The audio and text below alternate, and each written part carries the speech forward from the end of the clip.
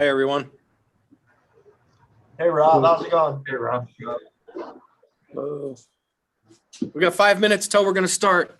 So if you want, you could run outside and make a snowman real quick or something. You got time.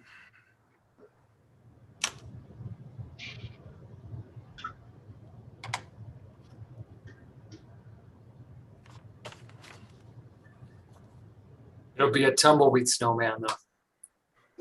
Yeah, for sure. Yeah, that wind was whipping up today pretty good. Yeah.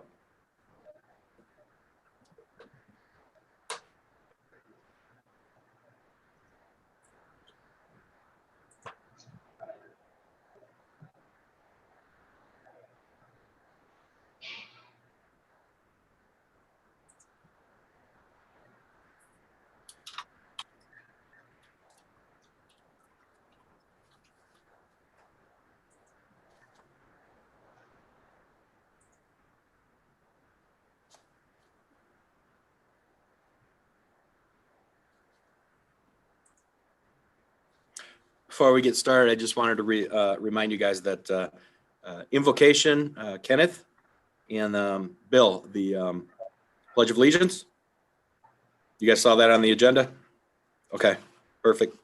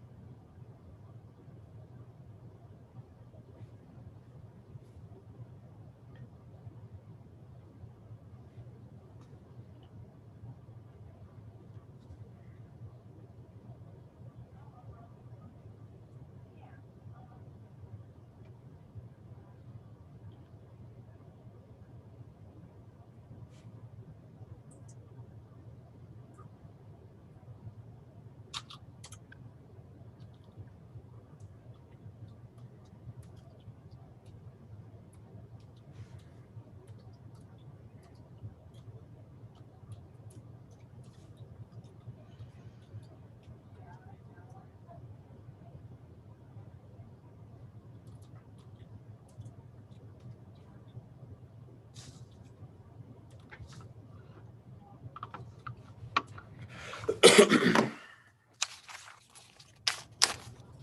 are we ready?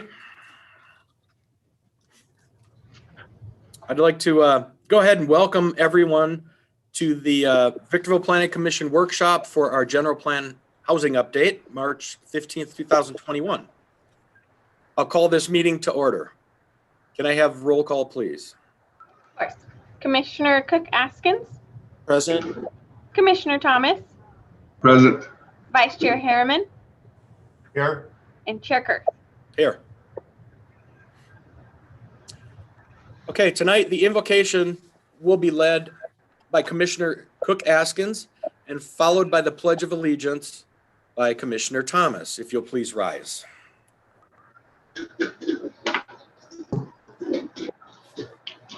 Let us pray. Dear Heavenly Father, we thank you for this day that you have given us. We thank you for the opportunity to meet this evening for this special meeting. Continue to guide and direct our city leadership and those present this evening as we continue to receive input to further benefit our residents and city. In Jesus' name, amen. Amen. Amen. Please place your right hand over your heart and recite with me the Pledge of Allegiance. Ready, begin. I pledge allegiance Allegiance to the flag of the United States of America and to the republic for which it stands, one nation, under God, indivisible, liberty and justice for all.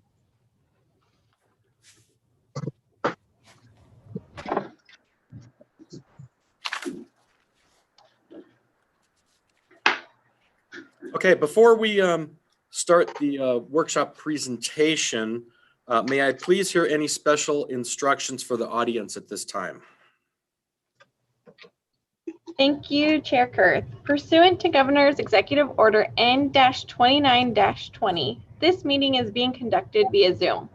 The Planning Commission strives to carry out its meetings in an atmosphere of professionalism with full participation by members of the body and the public. This meeting is also being interpreted into Spanish. People wishing to hear the meeting in Spanish can access the Spanish language audio room by clicking Interpretation, then Spanish on their computer, or by clicking More, then Language Interpretation, and then Spanish on their smartphones or tablets. Please keep in mind that interpretation services must be accessed via Zoom and are not available for those calling in or using Chromebooks. Here to explain this process in Spanish is Karam. Thank you, Melissa. Gracias, Melissa. La ciudad se enorgullece en brindar servicios de interpretación para todos nuestros residentes hispanohablantes. Para acceder a la interpretación en su computadora, haga clic en el icono del globo terráqueo subtitulado Interpretación y ubicado en la parte baja de su pantalla. Ahora seleccione Español como idioma. Para acceder a la interpretación en su teléfono inteligente, haga clic en el icono con los 3 puntos subtitulados más y ubicado en la parte baja de su pantalla. Ahora haga clic en la opción que dice Interpretación de idiomas y seleccione Español como idioma.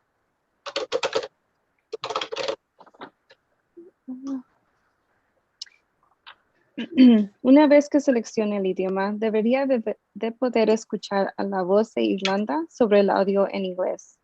Si está distraído por el audio en inglés, seleccione la opción Silenciar audio original.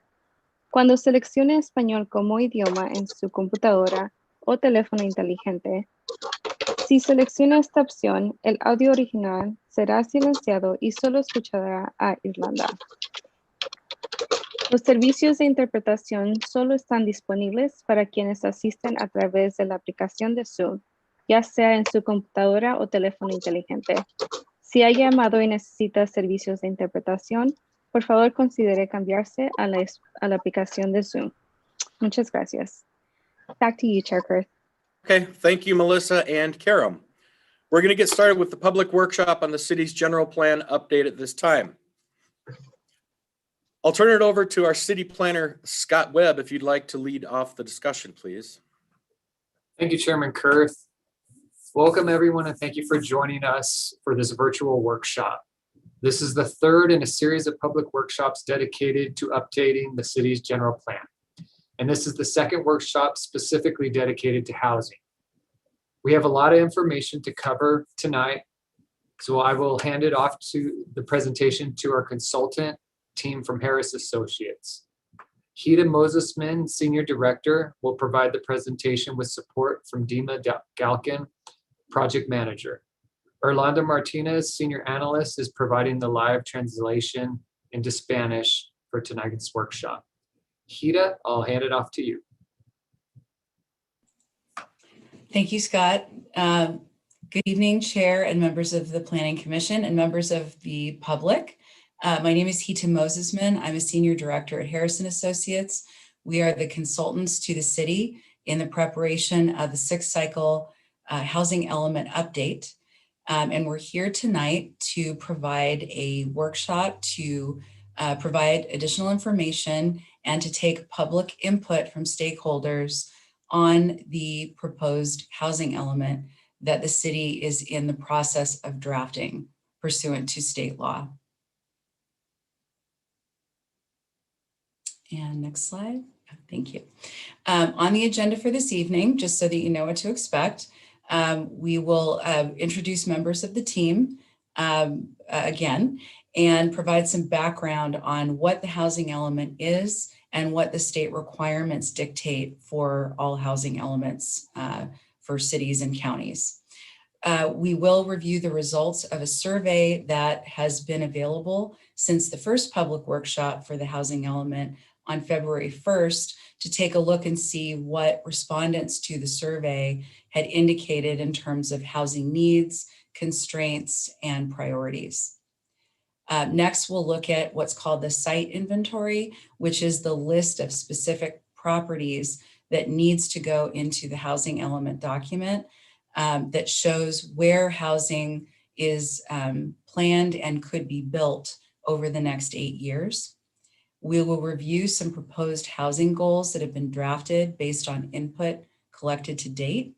And then we will wrap up the workshop. And I wanted to emphasize too that, you know, the purpose of tonight's meeting, in addition to providing information, is really encouraging as much input from the public as possible. So I want to encourage everyone to please use the chat box function at the bottom of your screen. It's right in the center. There's a button called chat, and you can please provide comments, you know, throughout the presentation. Doesn't matter what the topic is or what slide we're on. We really want to encourage that as we go along. So to start again, the team that's preparing the housing element update is city staff, Scott Webb and Michael Zarzinski. And then our firm, Harrison Associates, myself, Hita Mosesman, Dima Galkin, project manager, and Orlando Martinez, who is a senior analyst with Harris, but is also providing the Spanish translation this evening. So a little bit of background again on the housing element itself. As I mentioned, the state of California requires every city and county to prepare a housing element and to update it every 8 years as needs and conditions change. The housing element is part of every city and county's general plan. I compared a general plan to a book, and the elements of a general plan, including the housing elements, are like chapters of that book. The housing element lays out lots of information about housing in the community, what the needs are, what the opportunities are, and what the constraints are. Victorville received an allocation of units to plan for from SCAG, which is the Southern California Association of Governments. SCAG received an overall allocation for the entire, basically Southern California region from the state of California Department of Housing and Community Development. We have a table here in this slide that shows what that allocation or requirement of housing units is. So basically the city has to plan for this number of units and ensure that there are adequate properties and sites that have the adequate zoning and planning designations to be able to build this number of units. You can see that the total is about 8,200 units. And you can also see that it's not just units in total. It is divided out by income levels, ranging from very low income to above moderate income. Above moderate income is what you would refer to as market rate, or what people are paying on, if you look on Zillow or Redfin or a real estate website, that's market rate housing. Very low and moderate ranges and is usually a percentage of the median income of the county, and is like 50% to 120% of that median income amount. The housing element also contains a list of sites where potential units will go. So the list of sites that we put in the housing element update, the total units associated with each property, that grand total at the bottom has to equal 8,165, which is again a requirement that the state provides. And we could go to the next slide. To provide a little bit of to provide a little bit of background and information, you notice that the state allocation of RHNA numbers did include units at various income levels. And we wanted to provide some data to help provide some context to why that would be. Why would the state say that you have to plan for units at certain income levels? So looking at median home prices and average rent, and this is readily available on Redfin and Rent Cafe. Since 2018, median home prices in the city have increased 23%, and average rent has increased 20%. But at the same time, if you look at the median household income for San Bernardino County, which is about as granular and specific as we can get with median income, that increase in median income has only been 15%. So you can see that wages have not kept pace with the cost of housing.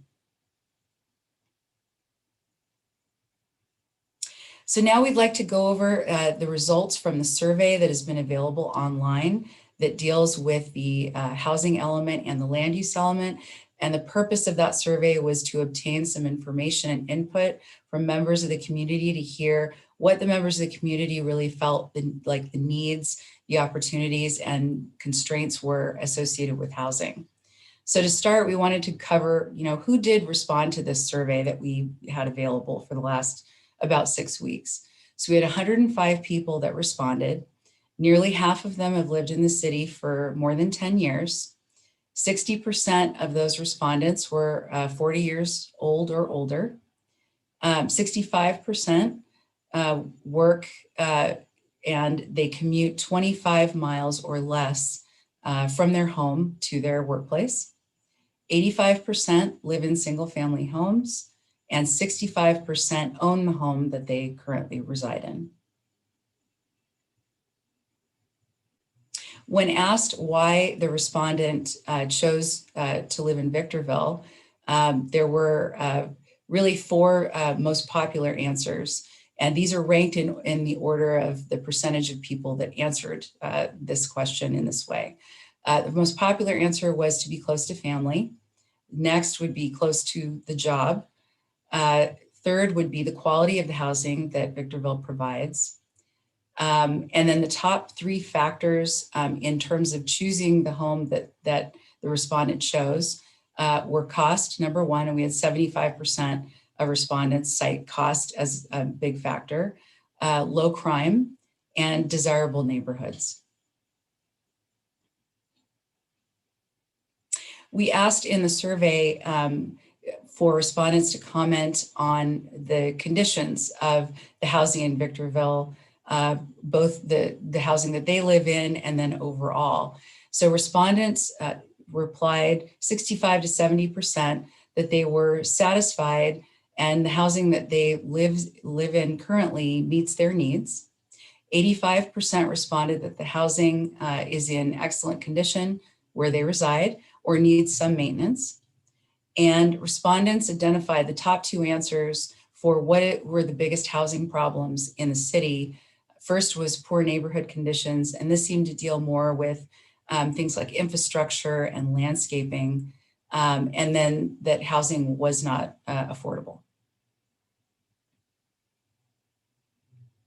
When asked what type of housing is needed in the city, respondents provided a few different answers, and we've listed them in the order of highest percentage to lowest percentage. So the majority of people who responded said that single family homes are what's needed most at the same lot sizes or larger than what is currently being developed right now.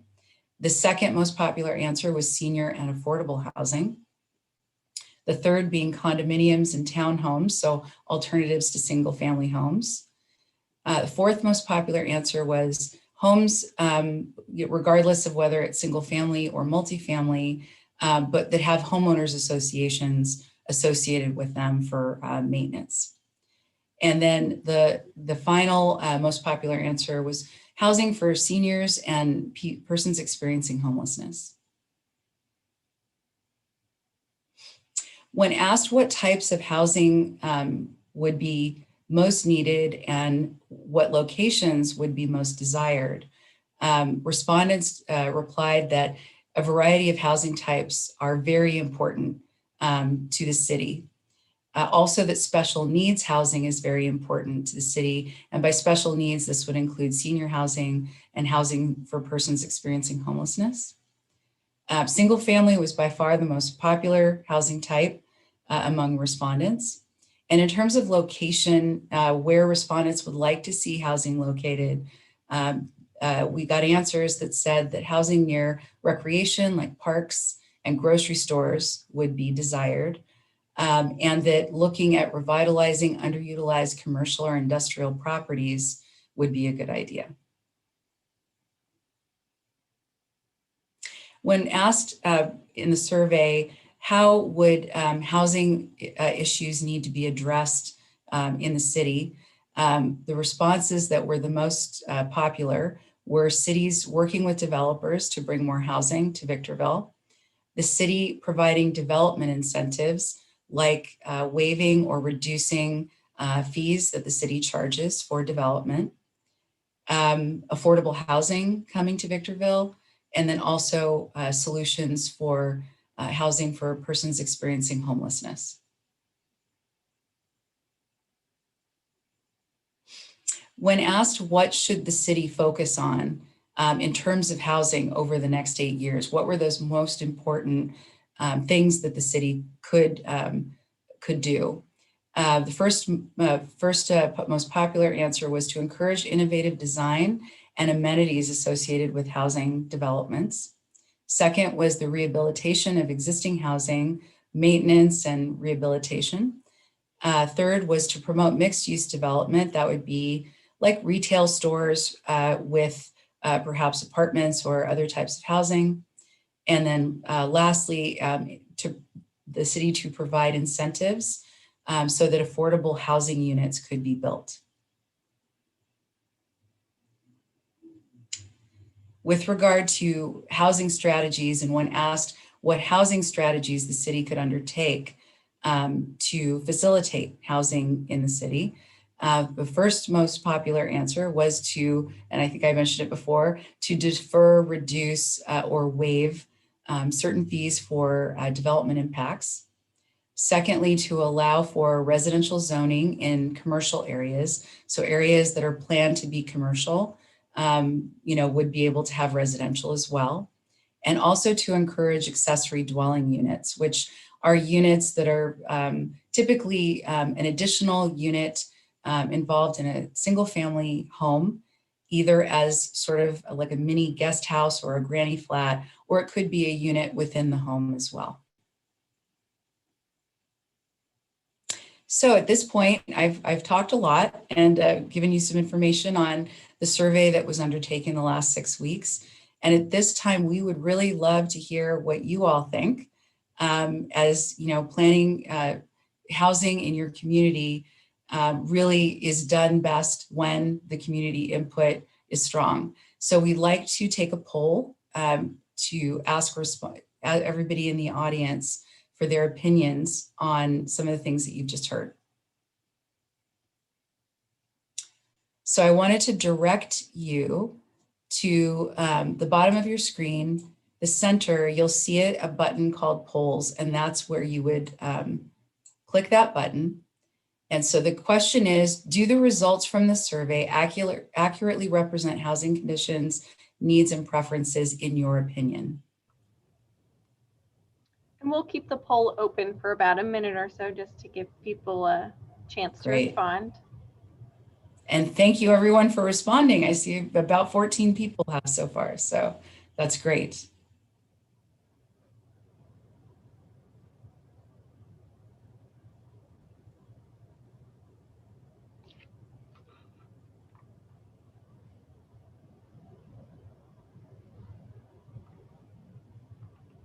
Anyone who hasn't responded to the poll, if now would be the time, we would love to hear from you. So if there's anyone out there who has not responded, we'd like to encourage you to.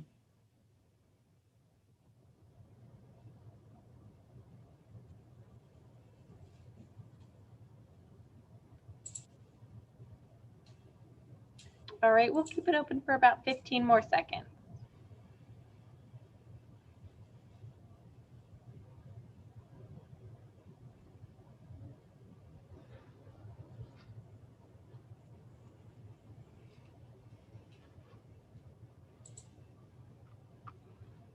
All right, I'm going to end the poll.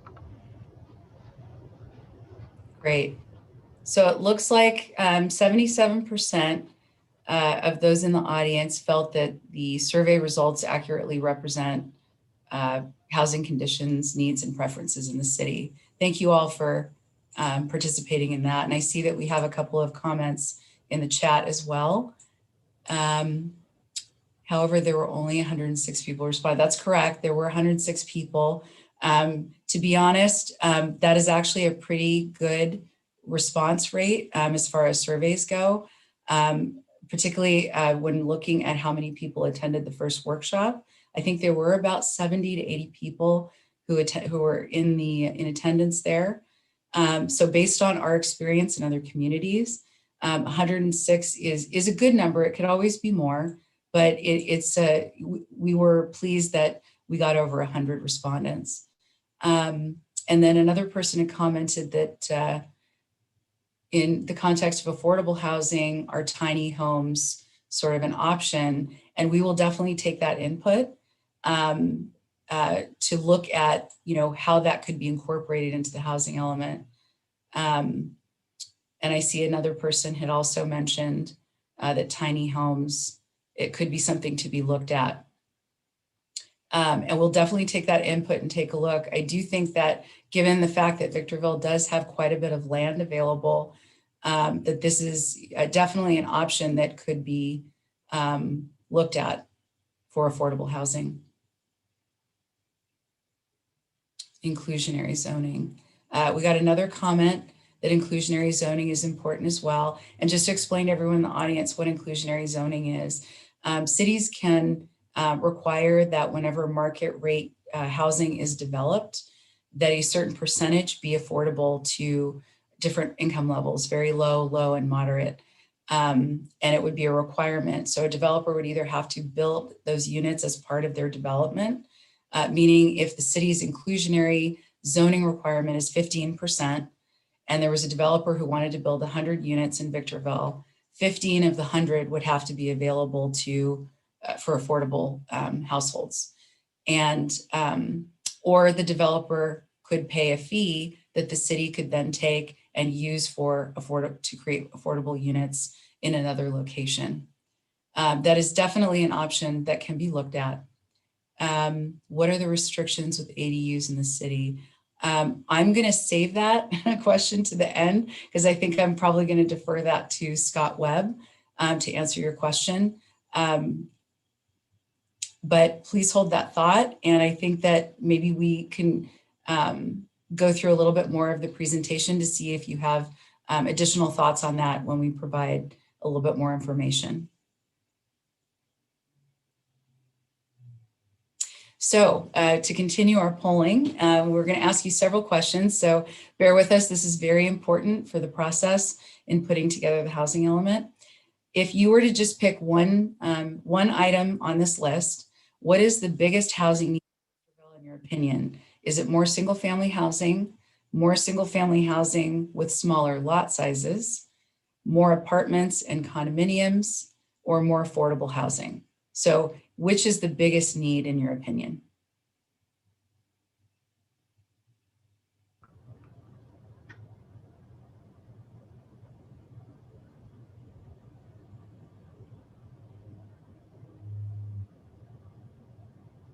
We'll keep the poll open for about a minute or so just to give everyone a chance to respond.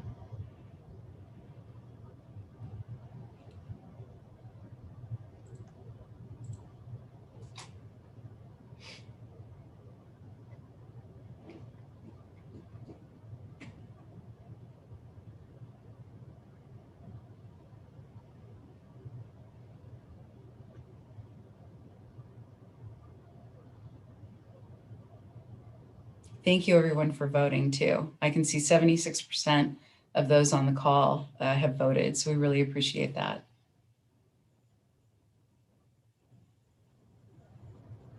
All right, just a few more moments here.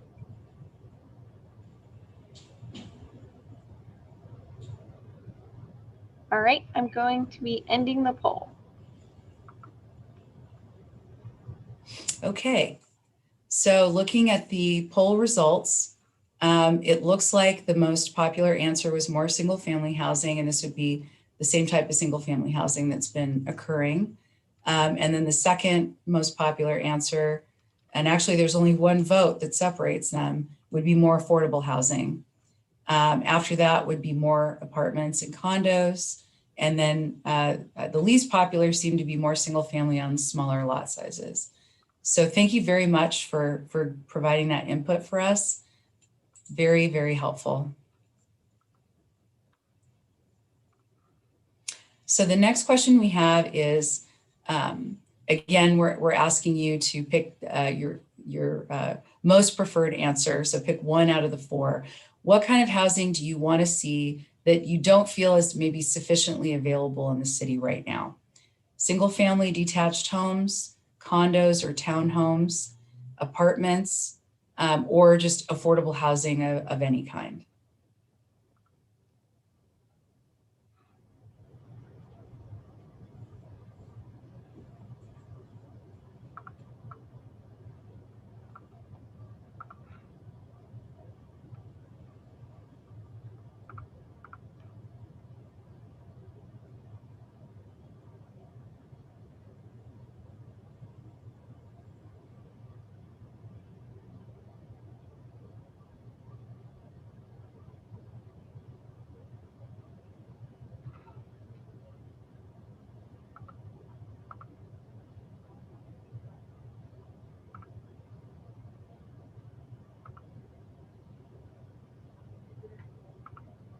All right, we'll keep it open for about 15 more seconds.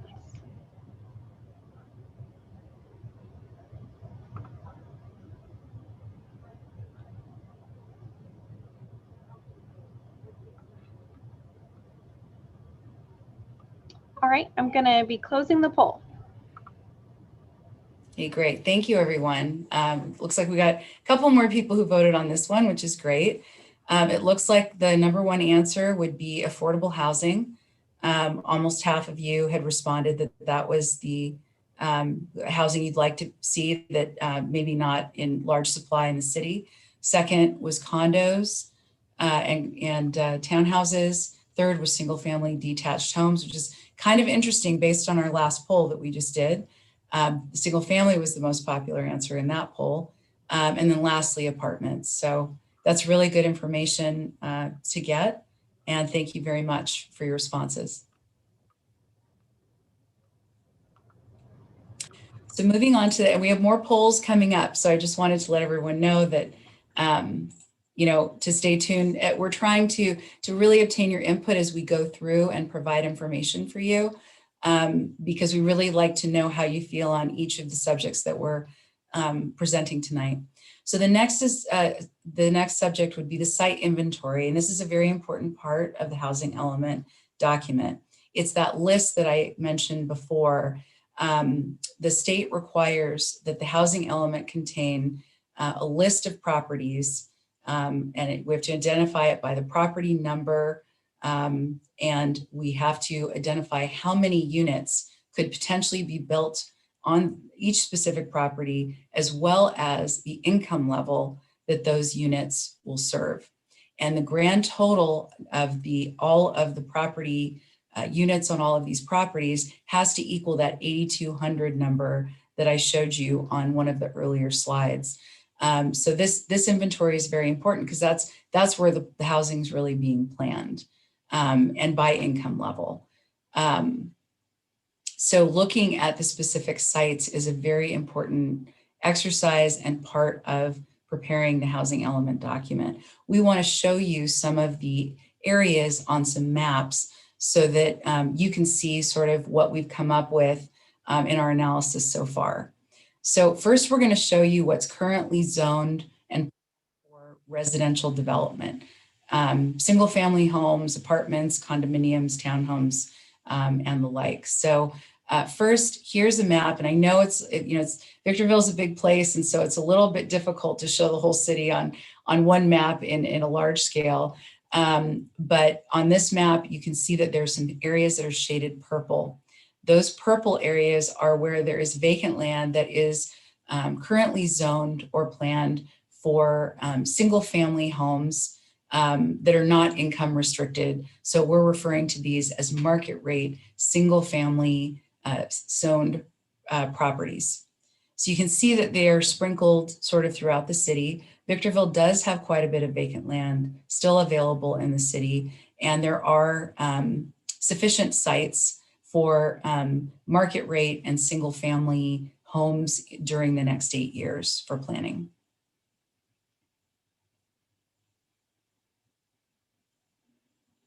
So this next slide is also properties that are currently zoned or planned according to the city's general plan for residential, but this would be for multifamily housing. And again, these are not income restricted properties, so we're referring to them in this presentation as properties zoned for market rate multifamily. This would be for condominiums, townhomes, or apartments. And again, these properties are shaded in purple, so hopefully you can all sort of see the general locations of where they are, and they tend to be clustered sort of in the center of the city.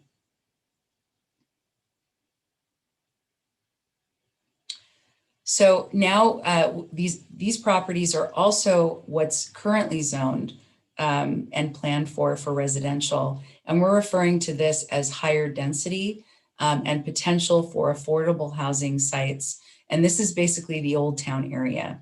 The city adopted a specific plan for this area and retooled the zoning there somewhat to allow for mixed uses and higher density housing to revitalize the Old Town area. And so those properties that are shaded in purple are all properties where residential can take place. It can be built on all of these purple properties. And I have a question. Are these maps available to view online? We will make this presentation available online so that you can view them at your leisure after the presentation. So as you can see in this slide, if we could go back to Old Town. So you can see there are quite a few properties with potential for higher density, more maybe affordable alternatives to single family homes. This is the Civic Center area. Just like the Old Town area, the city did adopt a specific plan that allows for some mixes of different uses and allows for more density, which basically density means that you can have more units on a specific piece of property. So that's all I mean when I say higher density. So you can see these areas shaded in purple that are located around some of the commercial that exists in the Civic Center area. And so again, there are options there for affordable, more affordable alternatives to single family housing, as well as true affordable housing that might be income restricted. So in addition to the areas that we just reviewed that are currently zoned for residential development, meaning it can occur there, there doesn't need to be any kind of change to the land use or the zoning code. But we also wanted to look at opportunity areas, first and foremost, because state law requires that the city plan for affordable units. And as you recall, affordable units were a little bit more than, I believe, half of the total units that the city has to plan for. So we have to identify quite a few sites where affordable housing could occur.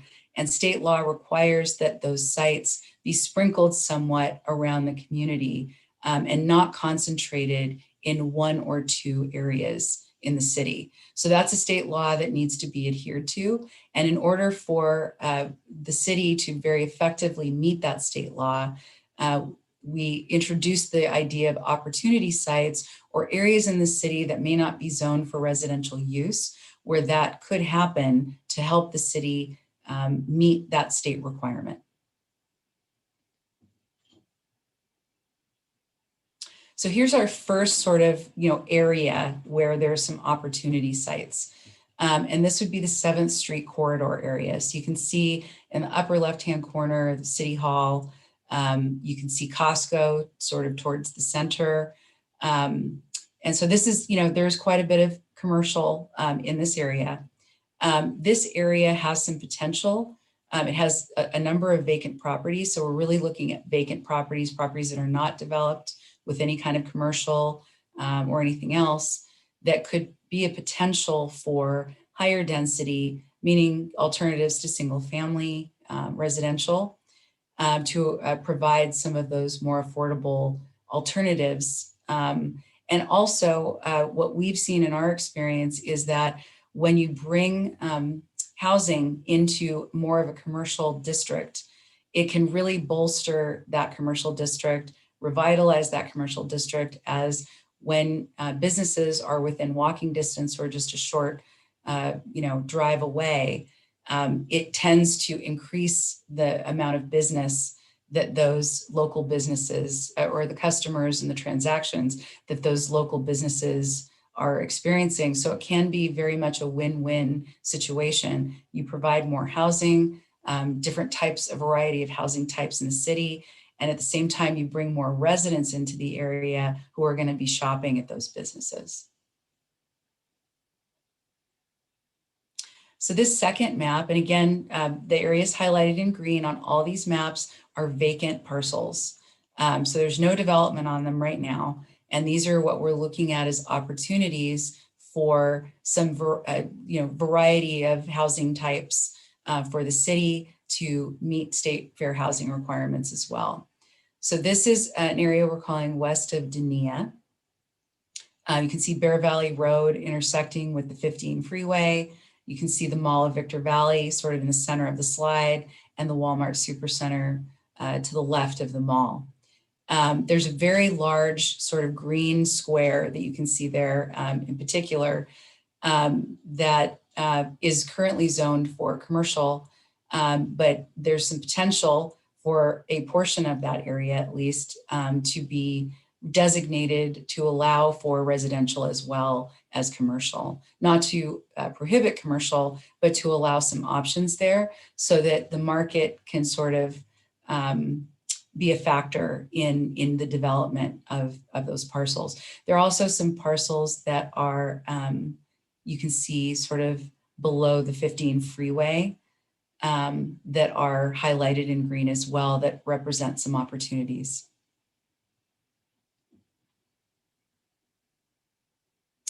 So this next sort of opportunity area is what we're referring to as the St. Mary's campus. That parcel is highlighted in pink. which is the future site of the St. Mary's Medical Campus. There's a number of vacant properties that are around this area that might be appropriate for apartments or condominiums, senior housing, for example, that would be within a short distance of the medical campus itself. But definitely some opportunities to look at residential as an option.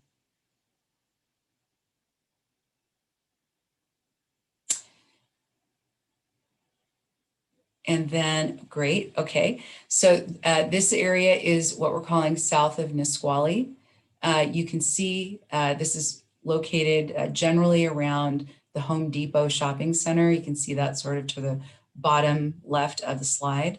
And again, there are a number of vacant properties in this area where there's some opportunities for to allow residential in this area, centrally located, not too far from a shopping center, not too far from the 15 freeway and some transportation options.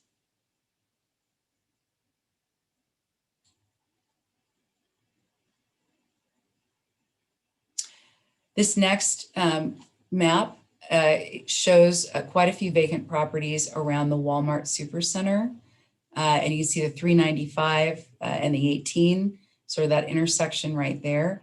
Again, all of the green shaded properties represent vacant properties. And you can also see that there is residential dispersed around this area, with the Walmart Supercenter being sort of the primary sort of commercial right in the center. So definitely opportunities here as well.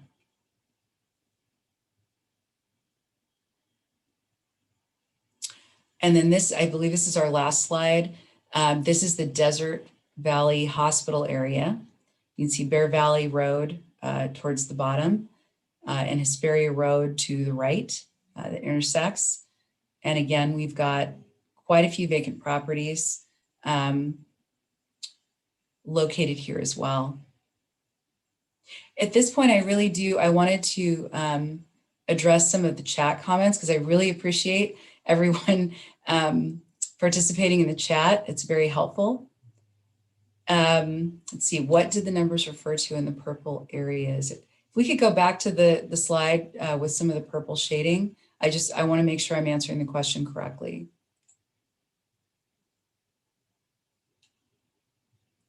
Okay, I'm going to call on Dima Galkin to help me answer that question at this point. Sure. Thank you, Hita. So those numbers are just an internal method that we use to keep track of the sites so we can easily refer to them. So site number 1, number 2, etc.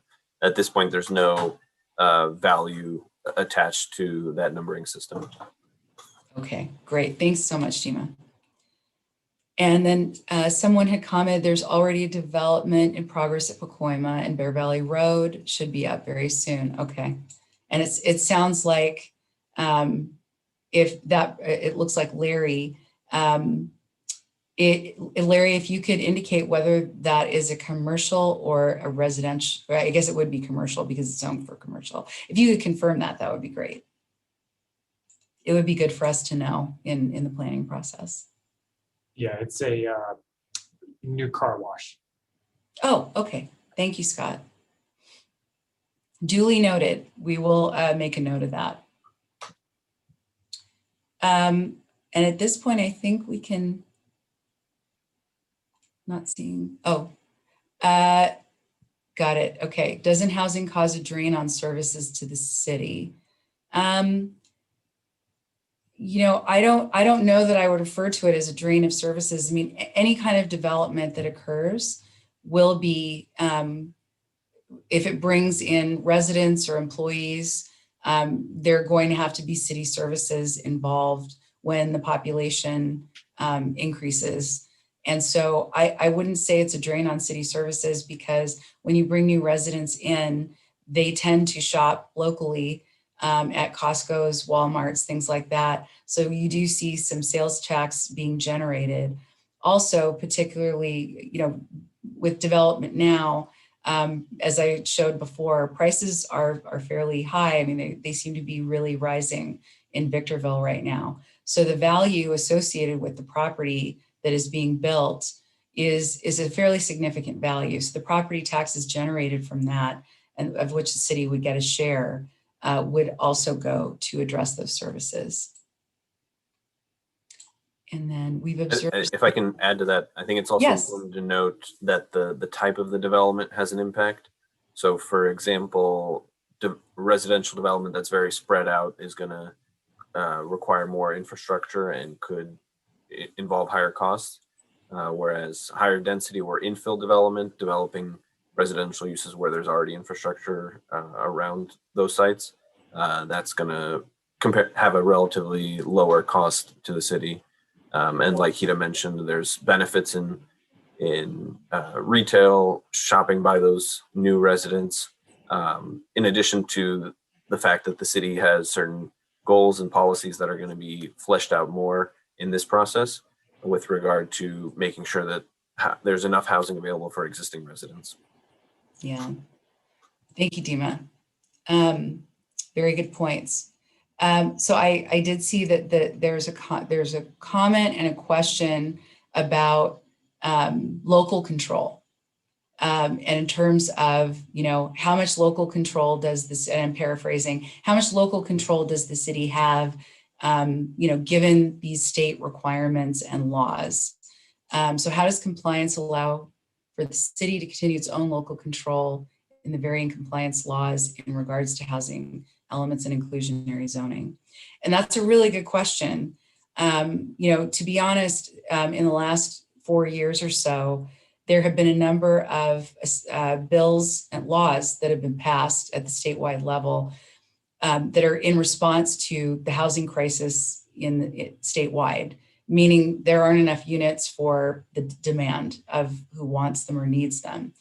And so in response to that, there have been laws that have made it easier for developments to happen, housing developments to happen, particularly affordable housing developments.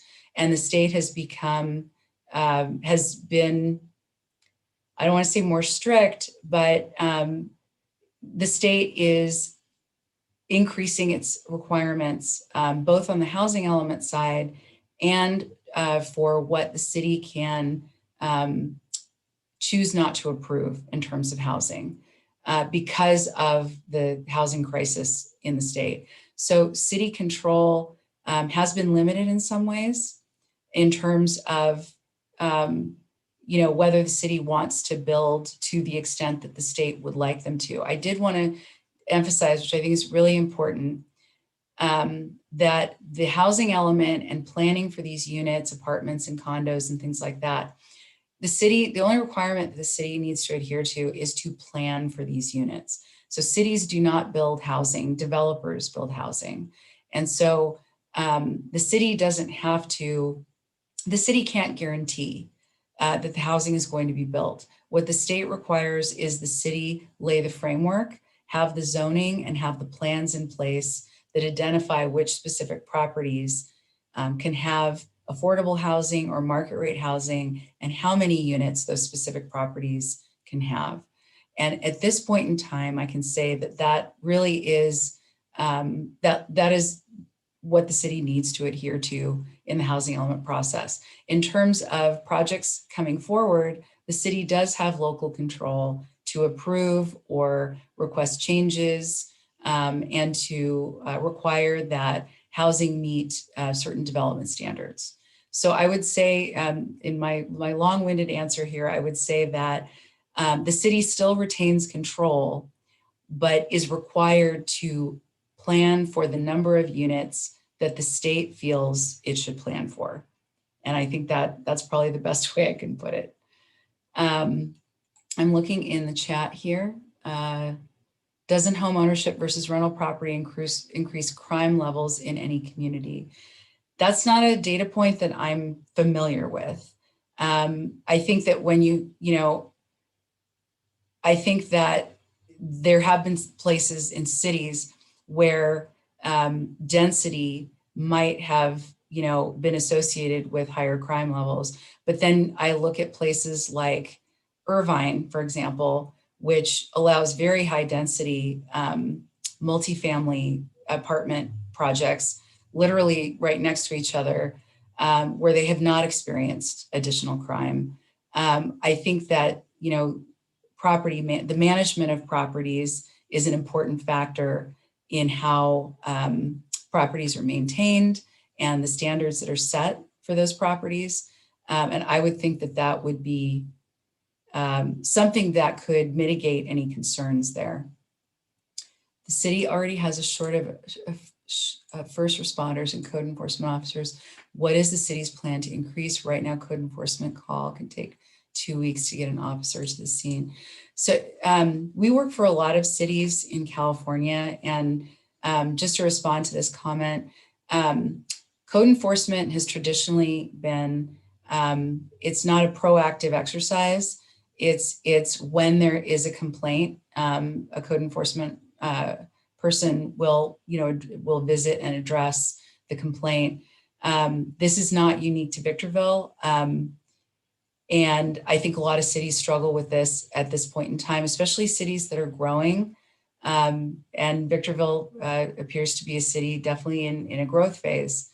So I can't specifically speak to exactly what the plans are for code enforcement moving forward. But I can say that wait time for a code enforcement call is not unique to Victorville. It exists in every city that I work in currently. Let's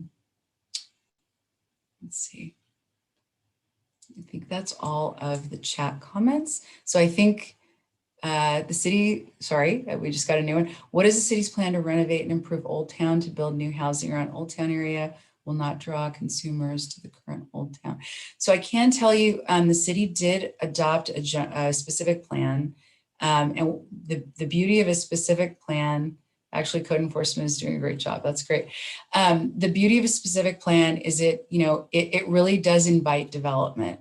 And it takes care of environmental regulation so that that's one less thing the development community has to worry about. So that is in itself a way to signal to developers, please, come with good projects to our city and build. The second thing I can tell you is that the city's in the process of forming a community revitalization investment area specifically for the Old Town area. It provides some additional financing tools that the city can use to revitalize and put some investment into the Old Town area. And in addition to that, the city's also, like we mentioned before, doing a land use element update. And so this housing element focuses specifically on housing, whereas the land use element will focus on all types of land uses in all parts of the city. And so any feedback that anyone has on Old Town and sort of generally the land uses there, we're certainly welcome feedback as part of the land use element update. There will be another workshop that we'll give the date for in a little bit. But also just generally feedback to the city provided either on the housing element or land use element update will be welcome. Thanks, Dima. Somebody's asked about the opportunity zones in Old Town. And I can't speak specifically to what interactions have occurred with city staff. I know opportunity zones in general have had a hard time getting off the ground. They tend to be, let me just say this, I followed them very closely up until about a year ago when all of the funds were being formed, the investment funds, because the federal government took a really long time to issue guidance on exactly what the tax benefits and consequences, et cetera, were. It really delayed the process in getting that program off the ground. So it's not happening as quickly, I think, as people would like there. But I can also defer to city staff to provide any additional information on the opportunity zones.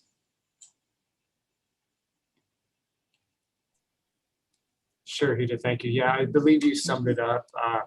We continue to track it. We've had a couple of developers along the 7th Street corridor that have brought proposals before the city, but nothing has materialized thus far. And I just want to second what he has said, that it seems like it's taking a while for the investment community to really, gather around this opportunity zone and make some projects come to fruition. Yeah. There's a new comment and question in the chat. It's been known that policies used in local government to stymie apartment development by cities requiring additional amenities that scare such developers. Has the state focused on those types of strategic moves? No, I would say that I don't think amenities in particular. I would say that, I think that what I do know in terms of state law changes is that with certain types of development, affordable housing development, there need to be objective design standards used when judging and evaluating a project by the Planning Commission, City Council of any city in California. So when you have an affordable project, that tends to be a larger issue. So that's how I would answer the question about amenities. I don't think amenities are called out, but that would be part of the design of the project in general. It looks like we have another comment in chat. Did the previous ADU question get answered? Good point. Does this include garage conversions per Sacramento? There's yes. So what I can answer one of those questions, and I can say that garage conversions on a statewide basis, yes, an ADU can be a garage conversion. I would defer to city staff in terms of the current status of ADUs. I can say the state does allow ADUs, so it's a statewide sort of, it is allowed. But the way that Victorville is specifically addressing that, I would refer to Scott on that. Thank you, Hida. And just for everyone on the line to understand what an ADU is, it stands for accessory dwelling unit, otherwise known as like a granny flat or secondary unit.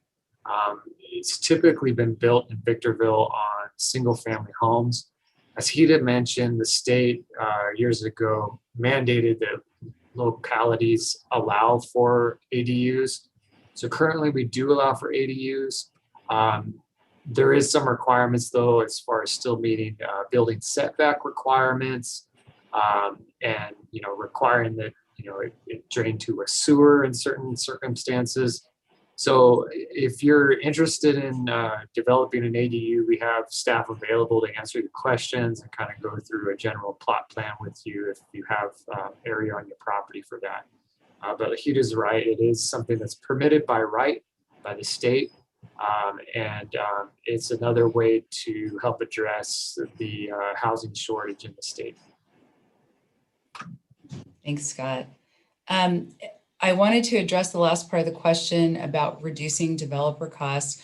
I can tell everybody attending tonight that we are doing a lot of outreach to the development community. We've had now 4 meetings with different developers in the local area, a number of affordable housing developers in particular. And we've heard a lot of feedback about fees in terms of the last question about reducing developer costs. And I think what we've heard, just to share with you some of the feedback, is that deferring the fees until close of escrow or a later time and not having the fee be paid when the building permit is pulled, so that there's some revenue coming into the developer so that they can then use that to pay the fee, is something that we did hear in terms of feedback, and is definitely something that we are looking at as part of an opportunity to discuss with city staff. Development impact fees can be tricky.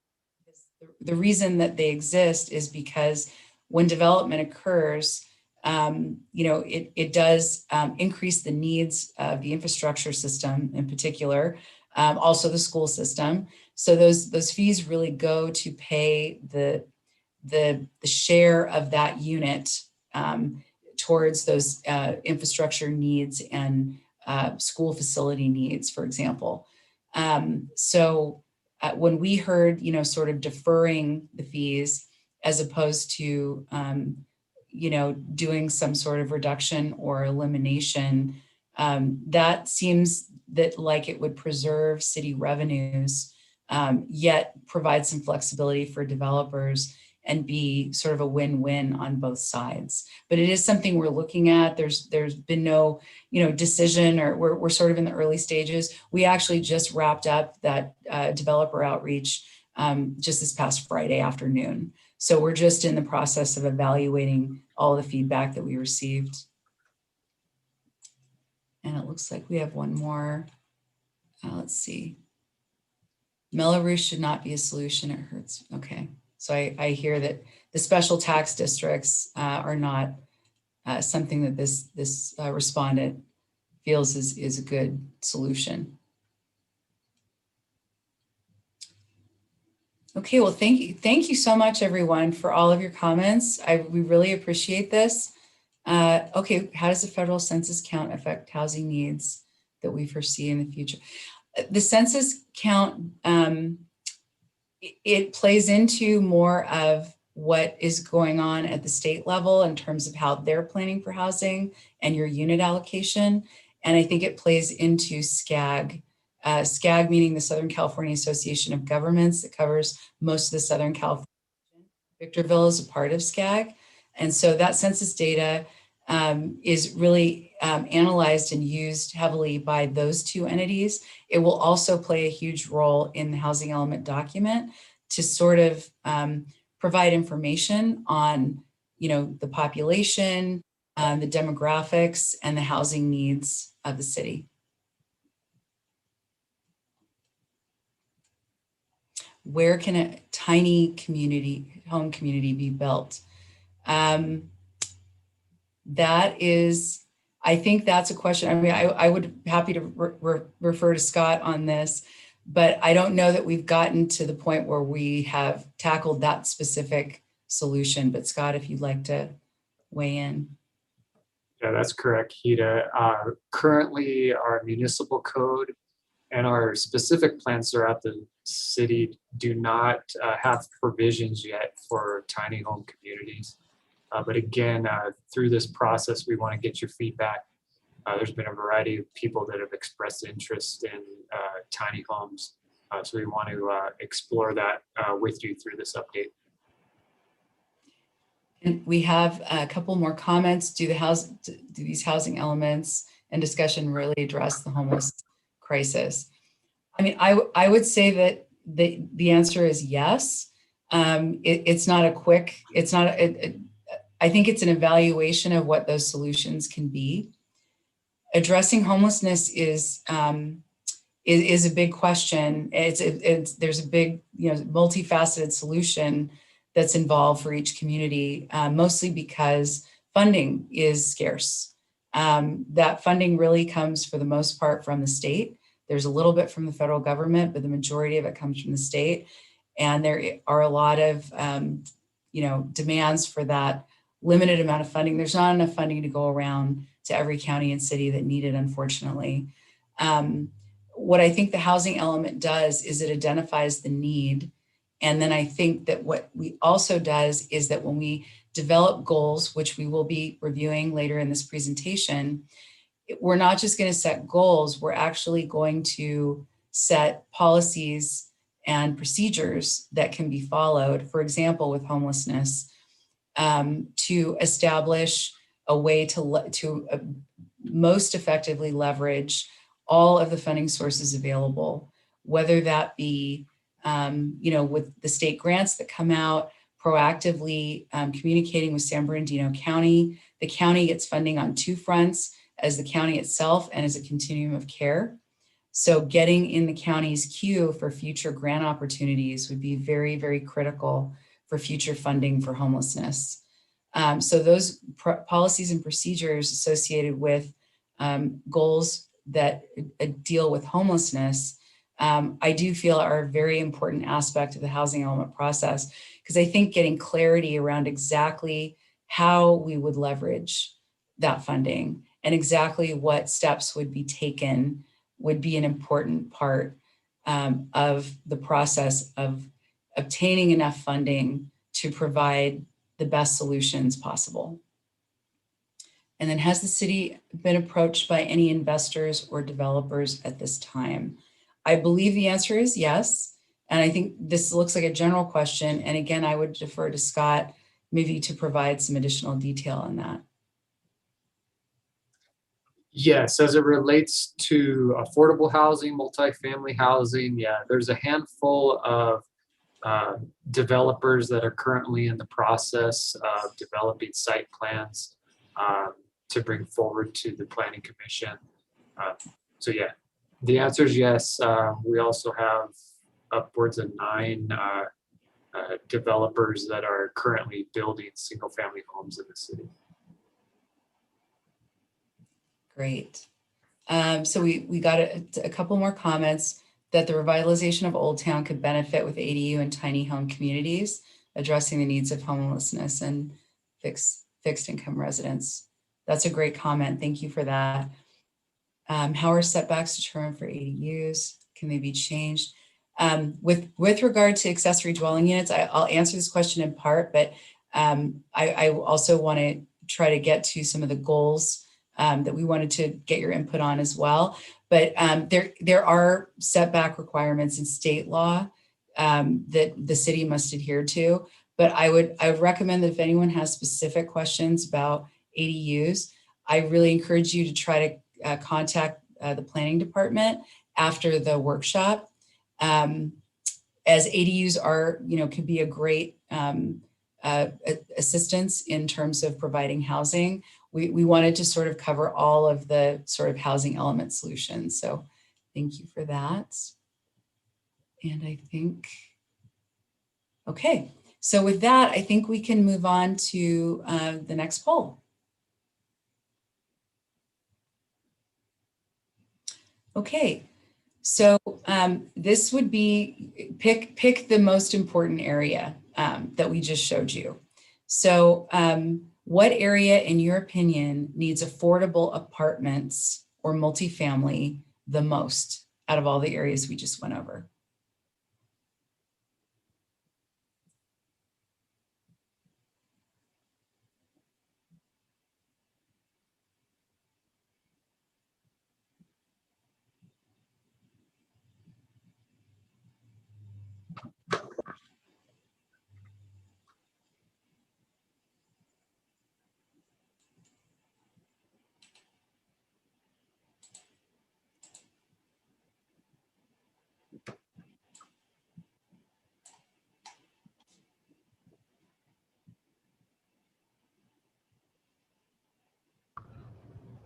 We'll keep the poll open for about, give people a chance, maybe about 45 more seconds or so. Our turnout rate this time isn't as swift.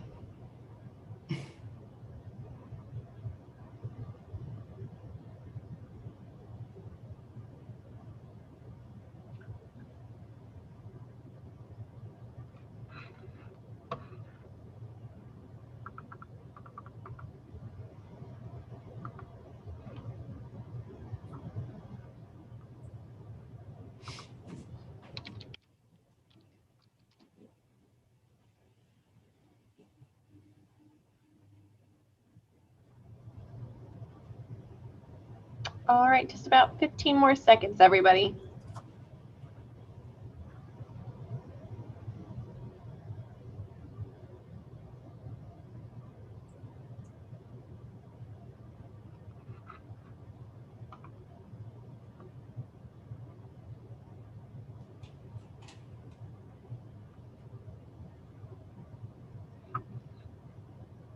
All right, I'm going to end the poll. Okay, so it looks like Old Town was by far the most popular answer, but it looked like there was some support for the 7th Street corridor and the Victorville Mall, Dania Plaza area. I guess South and Nisqually as well. There's a kind of a three-way tie there. So thank you for your votes. There were a couple of more chats I wanted to address. I think there have been a couple of questions about the housing element workshop and if there'll be another one. This is the second one. The first one was on February 1st. This is the last public workshop in this forum that is planned, mostly due to the fact that because of the state requirements on the timing of the housing element is a time sensitive document, and we need to get a draft to the Department of Housing and Community Development within the next 7 weeks. The housing element draft will be going to the Planning Commission on May 12th. That's the schedule. And so we need to be able to draft that. There are consequences if you do not have your housing element certified on time. There's the potential loss of grant funding, et cetera. And we need to give HCD 60 days to review your draft and to comment on it.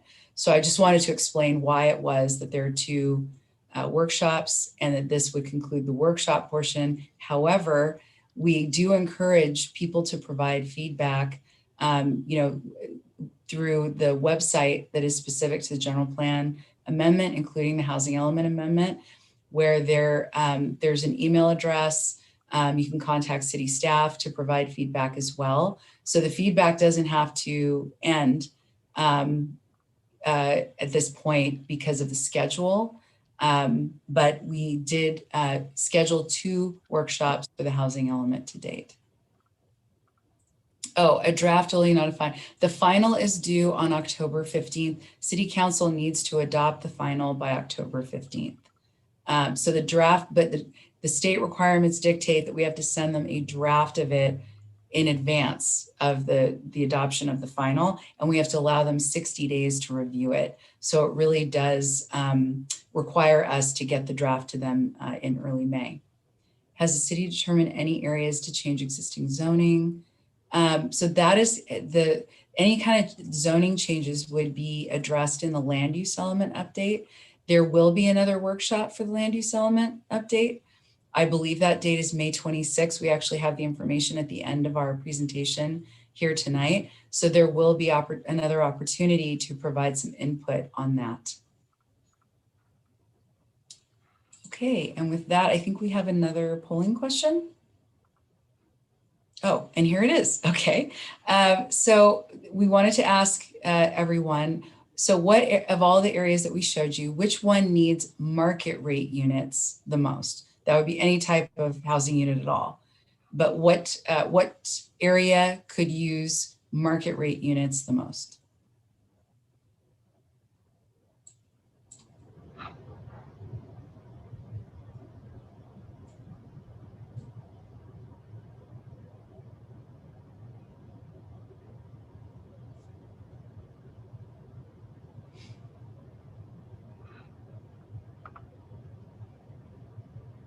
Hey, Ted, we did get a comment through the chat asking what market rate is by definition. Yes, thank you for pointing that out. No problem. Market rate just means what the market dictates. So that would be your average apartment or your average single family home, like you'd find on apartments.com or on Zillow or Redfin. That's that we're referring to as market rate. And typically, as far as the state is concerned with affordability, market rate usually in their view means above moderate income. So above what the person who earns an average income can afford.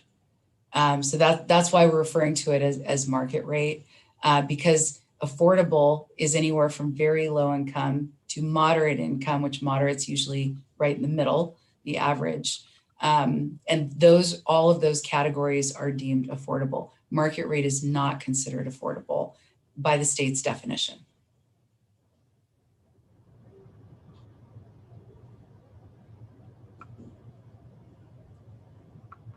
All right, we'll leave the poll open for about 15 more seconds.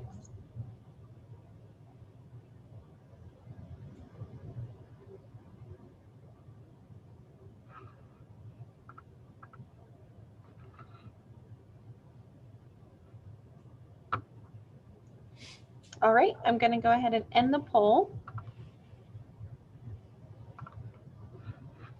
Great, thank you, everybody. It looks like the Victorville Mall Dania Plaza was the most popular answer, but also there were a number of other areas that looked to be pretty popular. So that's an interesting result. It seems pretty evenly split between the different sort of more commercial oriented areas. We really appreciate your input.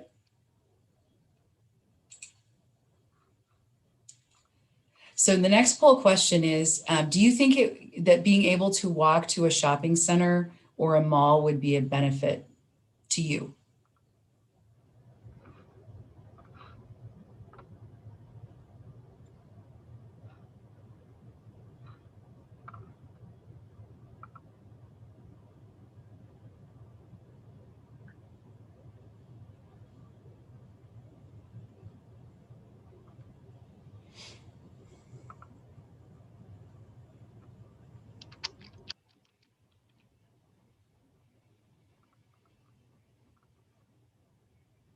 All right, I'll leave the poll open for about 30 more seconds.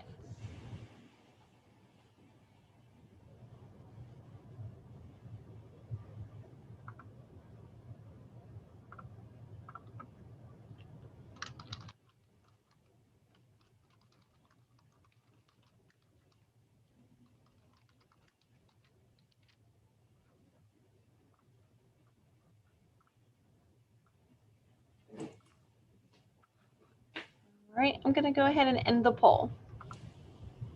Great. Well, it looks like most people feel that that would be a benefit, sort of having commercial be within walking distance. So thank you again for all of your responses.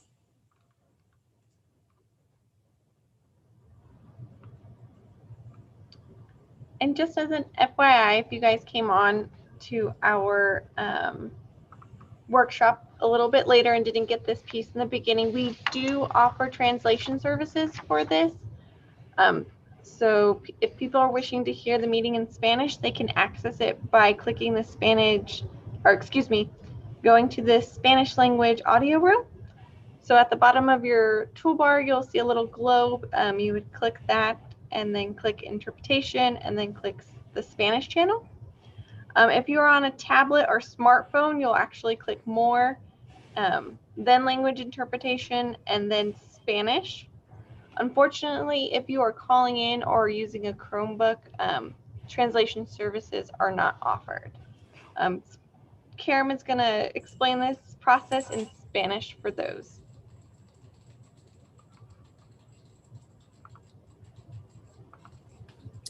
Hello. Oops, sorry.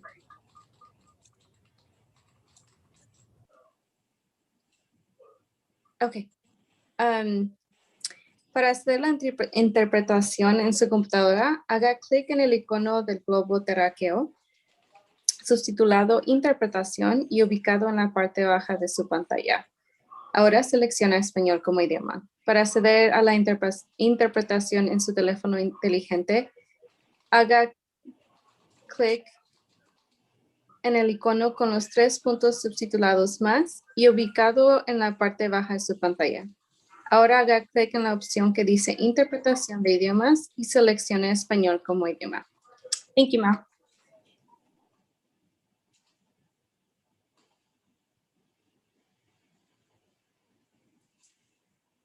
And then I think we can probably go to the next slide.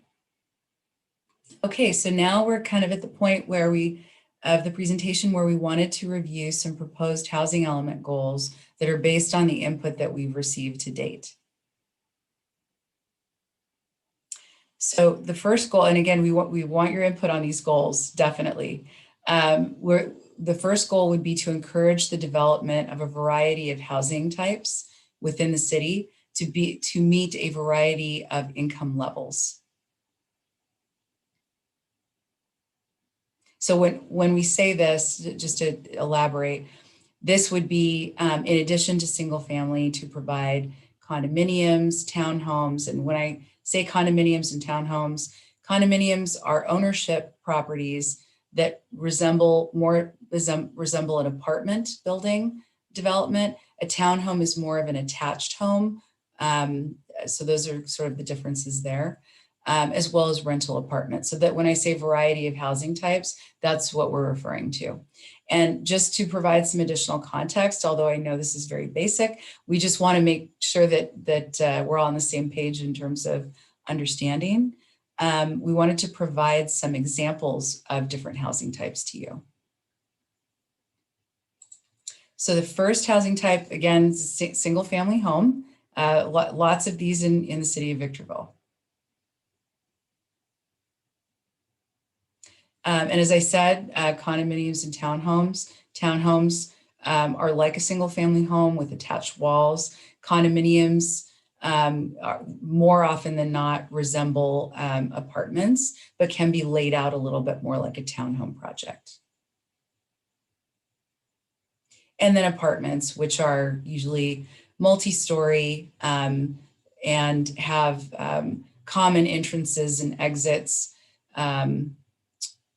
with amenities. So at this point, we really would like to get your feedback. We have a polling question, and I do see this chat, and I will answer that question in just a second here. So how can the city encourage a variety of housing types? And here is, again, pick the answer that you think that would be the most effective of all of the answers available: to work with developers, to change development standards, to allow accessory dwelling units, or if there's an other method that you would recommend. And there, if you do click other, if you could provide that suggestion in the chat box.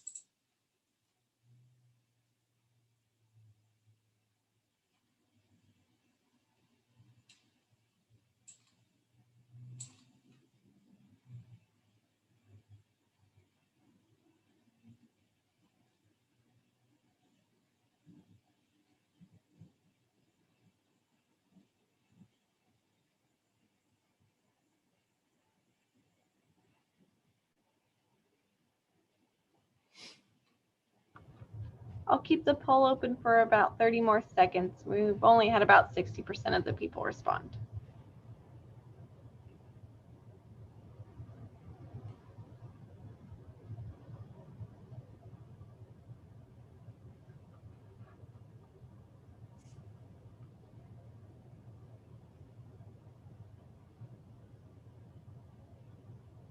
About 10 more seconds for everyone who's still getting their votes in.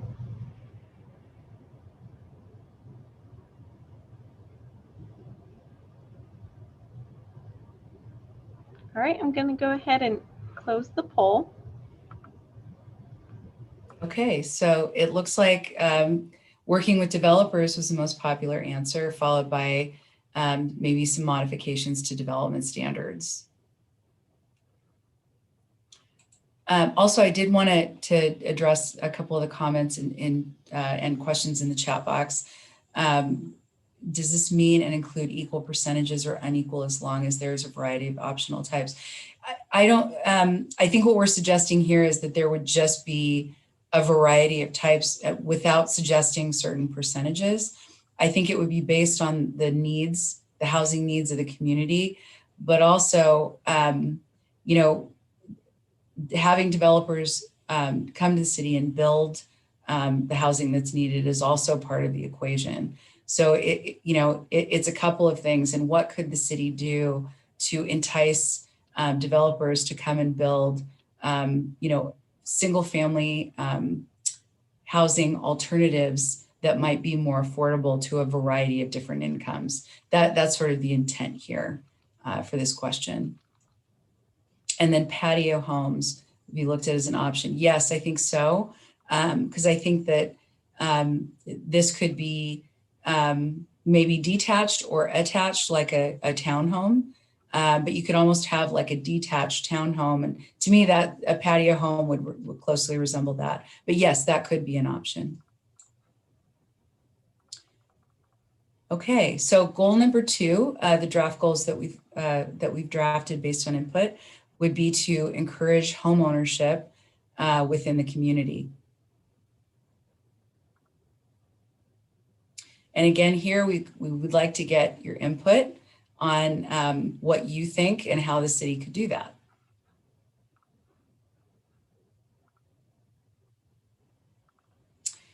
So we'd like to ask what you believe the biggest challenge is for residents of Victorville to become homeowners among these choices. So I would pick one: down payment, monthly payments, maintenance cost, personal lifestyle preferences. And there, what we mean is, you know, the flexibility and ability to move to different places if you need to, and then other. And we would ask that if you do choose other, if you could provide some comments in the chat box.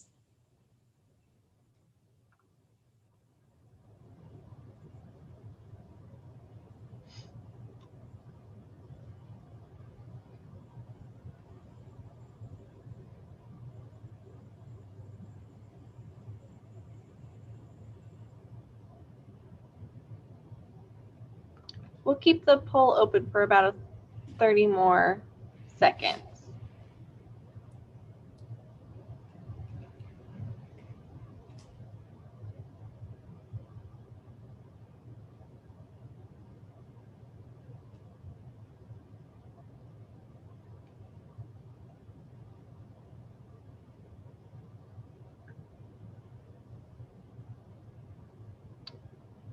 About 10 more seconds to get everyone's last votes in.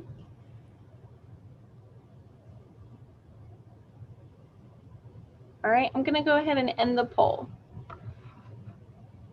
Thank you, everyone.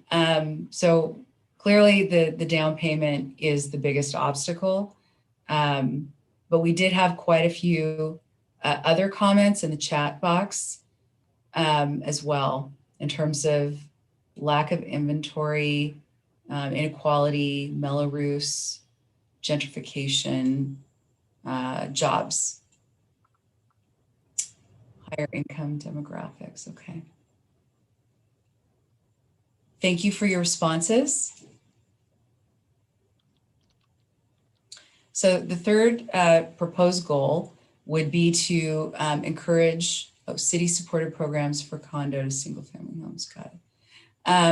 Encourage more affordable housing. So as we went through on the survey results and really some of the polling that we've done here tonight, affordable housing does appear to be a need in Victorville.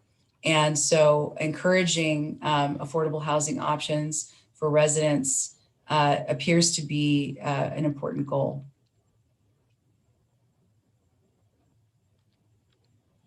And here we'd again like to have your input on this goal. So in your opinion, what affordable housing types are needed of these three choices, most needed? Apartments, condos, townhomes, meaning more affordable ownership units, or accessory dwelling units?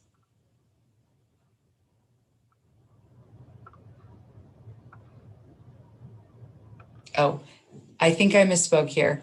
Apologies. Originally, we were going to have you rank these, but we can't rank in a Zoom poll. So let me rephrase the question. For each of the types, apartments, condos, and townhomes and accessory dwelling units, either answer yes or no if you think that they are a housing type that is needed. So if you do think apartments are needed, you would answer yes. If you don't, you would answer no. Similarly with condos, townhomes, and then the accessory dwelling units. Thank you. Apologies for the miscommunication.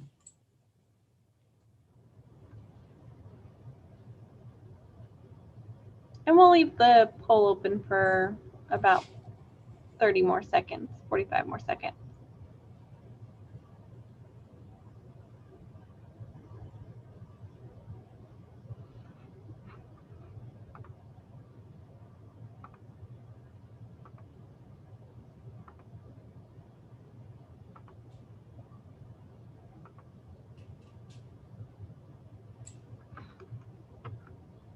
All right, about 15 more seconds to get your last votes in.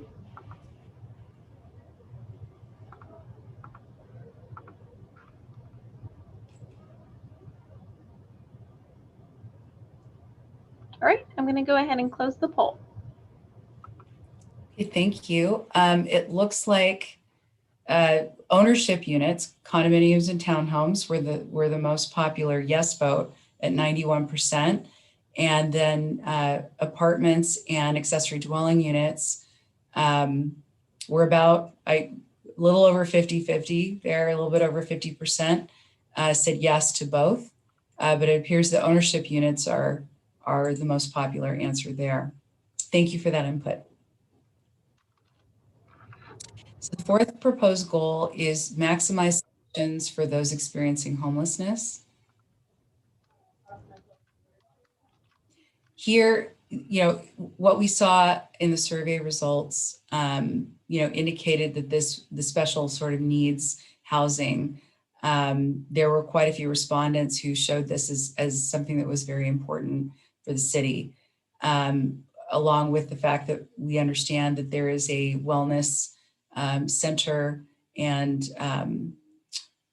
transitional shelter that is planned in the city of Victorville as well. So here it's not as much of a yes or no or a, how do you feel? We'd like to really hear comments in the chat on how you feel about this goal, whether do you think this is a priority goal for the city? And if you do, why? And if you don't, why not?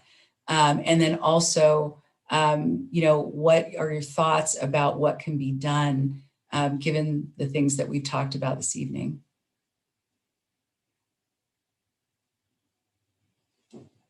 How can policies and resolutions within housing elements that come to councils and governments demystify federal subsidies as a means to aid in the housing crisis? This is a good question.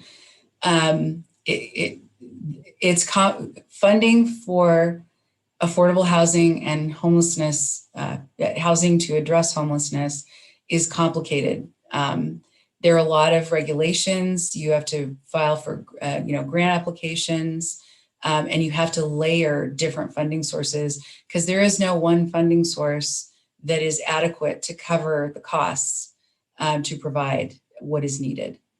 I wish I had an easy answer for that.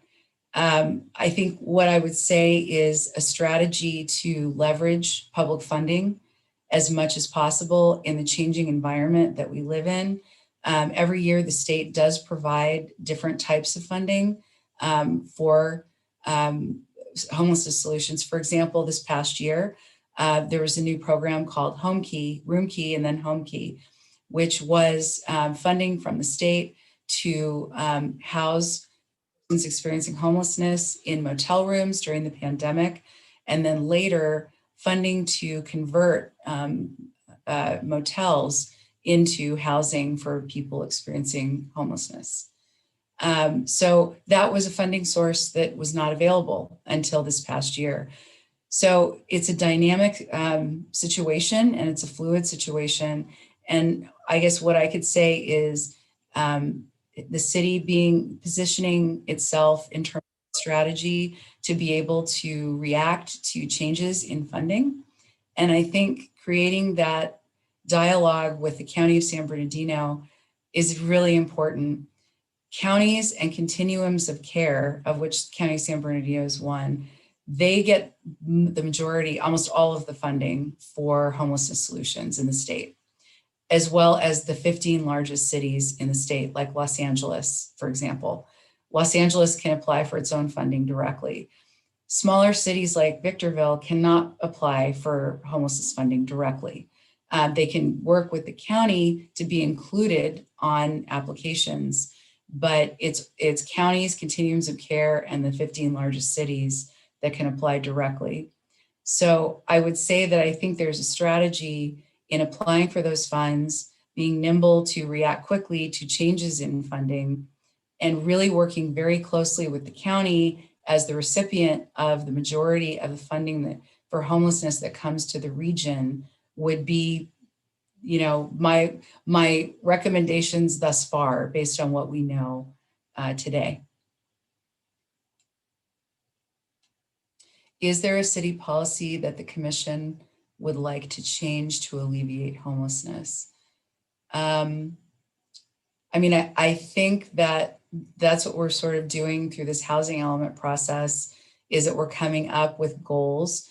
But in addition to the goals, we're not to that stage yet because we really want to obtain as much input as possible from stakeholders, meaning residents, developers who are the ones that would build the solutions for homelessness as well, to really understand the extent of what can be possible. So I would say that the city policies that the Planning Commission and the City Council could look at and consider are still in process because we're fact finding to develop the best policies and procedures possible in the current environment.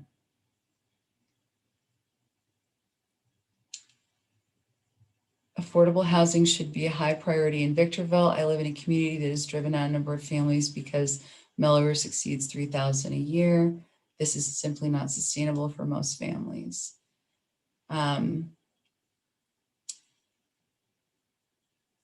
Well, we do have, as you can see, we did have a lot of response regarding affordable housing and the need for affordable housing in Victorville. And I think that having goals for that and policies and procedures to, again, leverage as much public funding as possible to allow for affordable housing to be developed in the city will be important. And here we have, this might be our last polling question for you.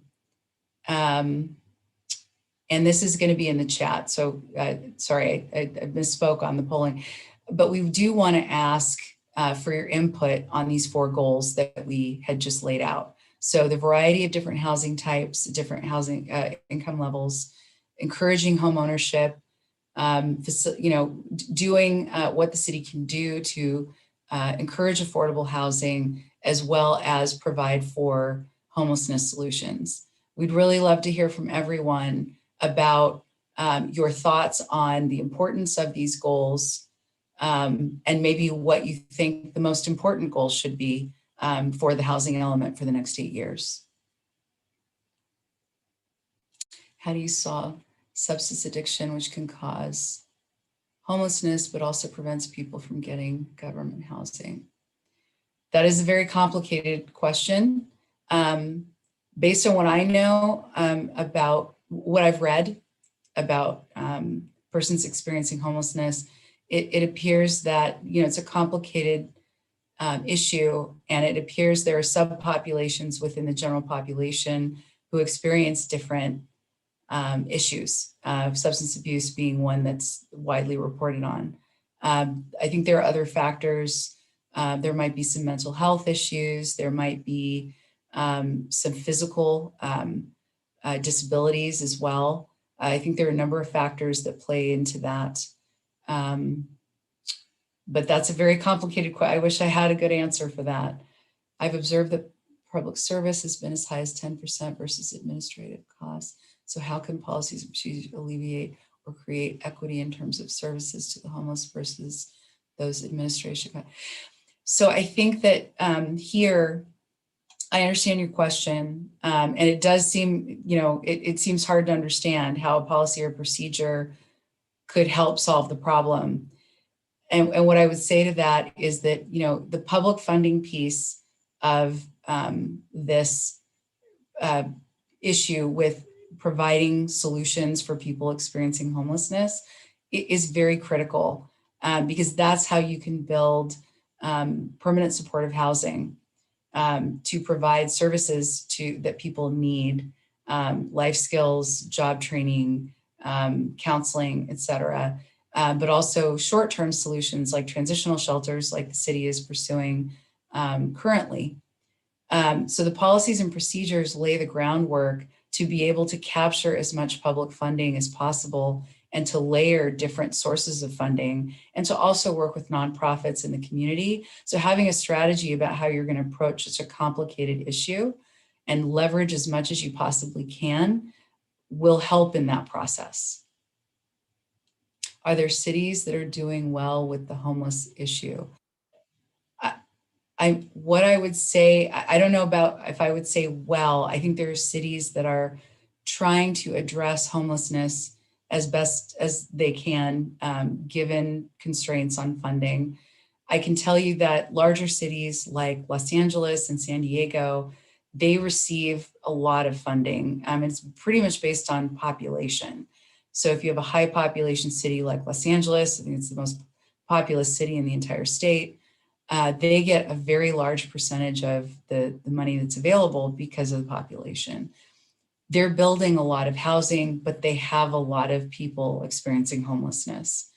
So I don't know if they're doing better than other cities, but they are definitely getting funding. The solutions are not short term. Unfortunately, to secure funding and to build these projects, it takes several years. Affordable home ownership, housing, and increased inventory, right, as a solution and as priority goals. Thank you for that.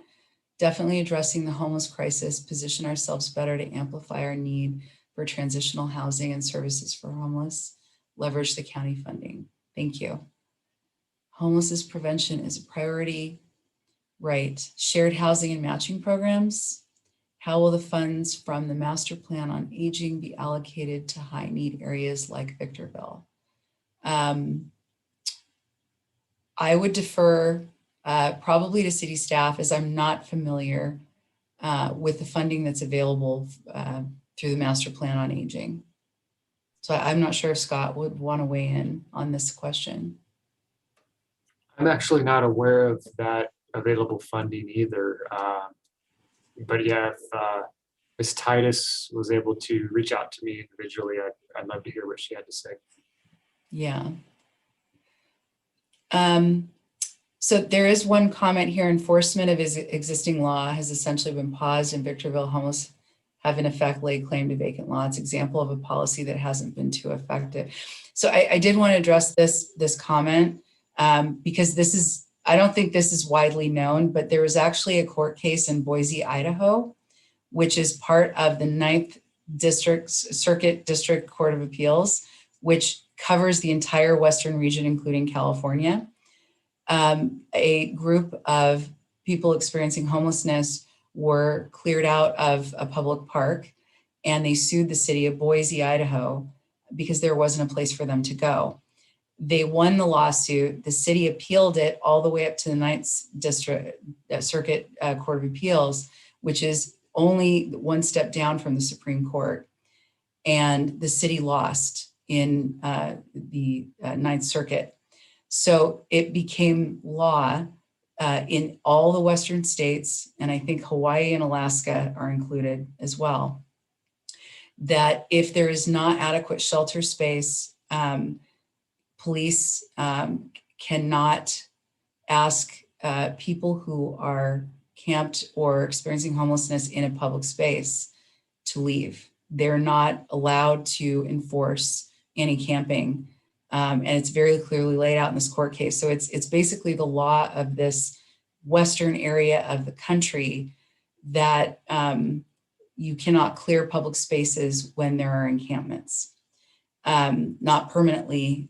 There have been some clearing in other cities that I'm aware of to clear trash and debris and things like that, but it's a temporary situation. So I think it's important to note that this is the law of this Western region of the United States.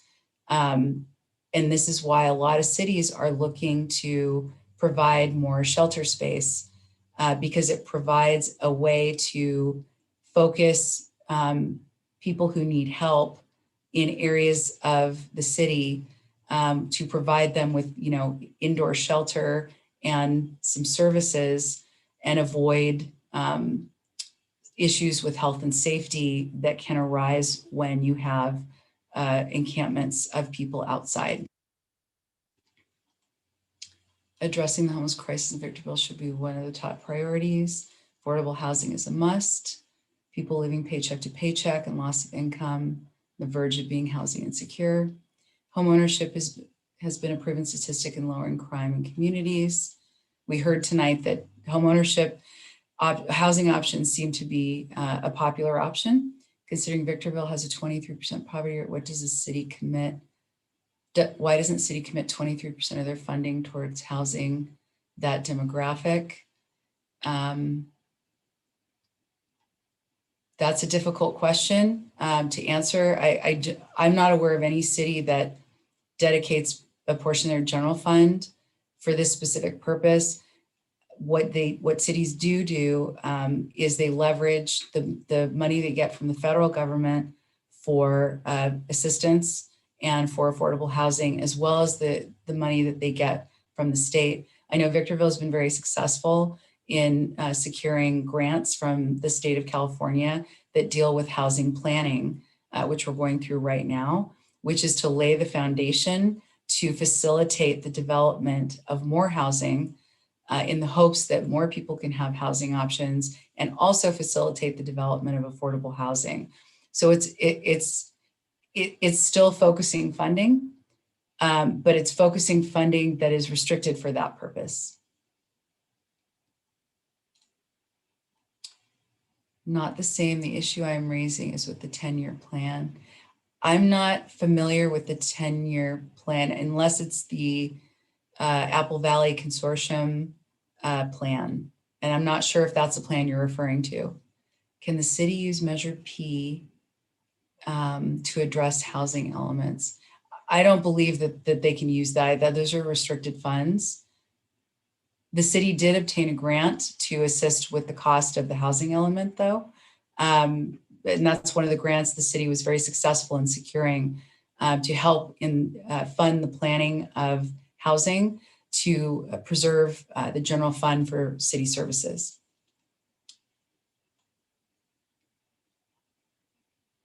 Okay, so I think we have one more question for you all in the polling. What other housing goals would you like to see the city establish? Thank you very much for your comments on the housing goals we presented.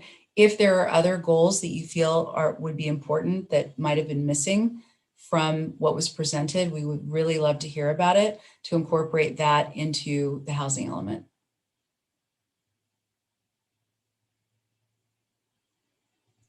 We can give everyone a minute or two to respond. And Hida, while people are filling out their answers to this question, I'd just like to point out that Measure P was passed by the voters this past November. It is an increase to our sales tax in Victorville, which will start in April of this year. But I just wanted to clarify, it's not restricted funds, just police and fire. One of the marketing points that was made for Measure P is that some of the funds could be used towards addressing homelessness. It could have, address other priorities that the city looks at, including housing. Thank you, Scott. Quick clarification on that, Scott.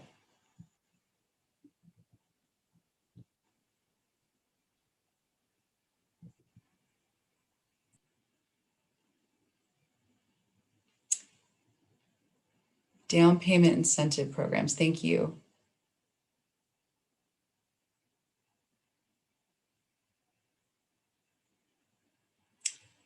Tiny homes. That definitely came up a few times tonight. Again, so seconding the tiny home communities. Housing for special needs populations. Thank you for that.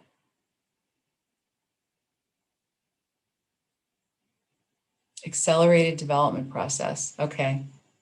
And by accelerated, do you mean just quicker approvals? Just want to make sure I understand. Green, less restrictions on landscaping, requiring solar. Okay, so more energy efficient. Senior housing. And that kind of speaks to the special needs populations as well. Housing by nonprofit developers, great. We met with several nonprofit housing developers this week. Our team and Scott's team as well got some really good input and feedback. Quicker approvals, faster turnaround time on plan review. Okay, thank you for the clarification. No Mello-Roos, okay. Live, work, okay.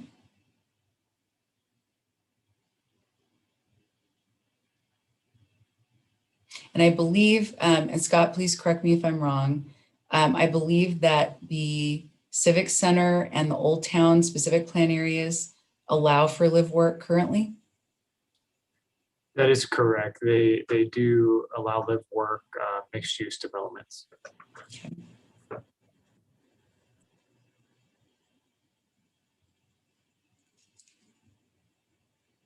Okay, well, if there are no more comments in the chat, I think we'll move on to the next slide. So we wanted to highlight more opportunities for your input and involvement. As I mentioned before, the draft housing element will be brought before the Planning Commission for their review right before it's sent to the State Department of Housing and Community Development for their 60-day review period. We have another workshop coming up for the land use element workshop, which is tied to the housing element in terms of looking at changes in land uses.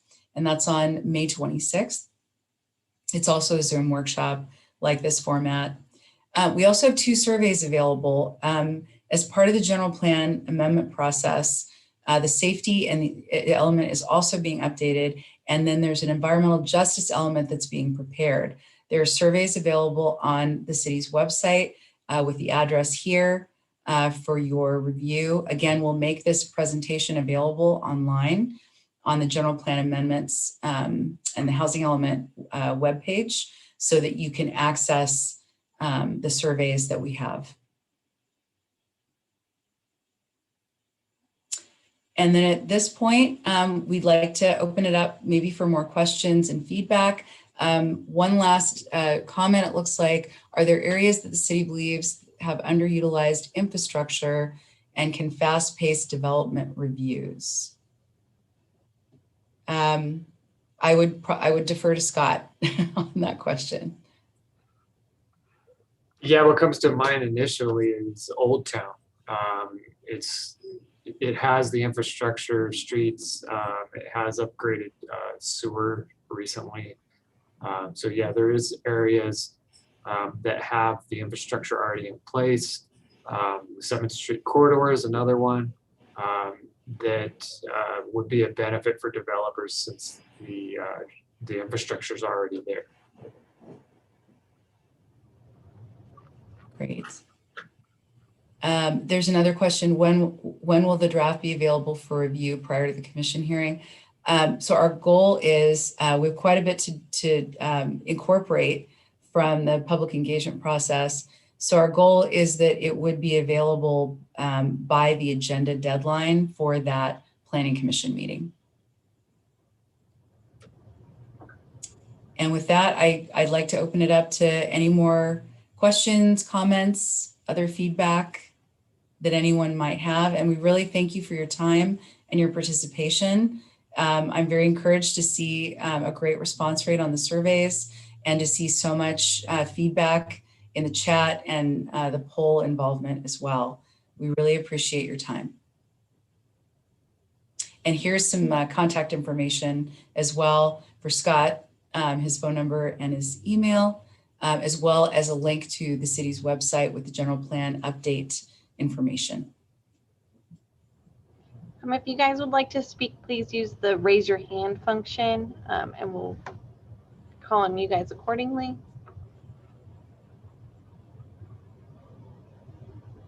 I would like to point out that even though the draft is going to be available for the regular planning commission meeting in May, we'll still take your comments, and if there's an opportunity to incorporate those comments before the final draft goes to the planning commission in September, we can do that. A lot of your comments, though, probably likely relate to the land use update, and that's still ongoing. So encourage you to participate in both of those May meetings. And a draft, so the land use plan is tracking a little bit behind the housing element update. So that draft will be available following the second workshop at the end of May. So I would encourage you to attend that workshop on May 26th to understand exactly when that document can be expected.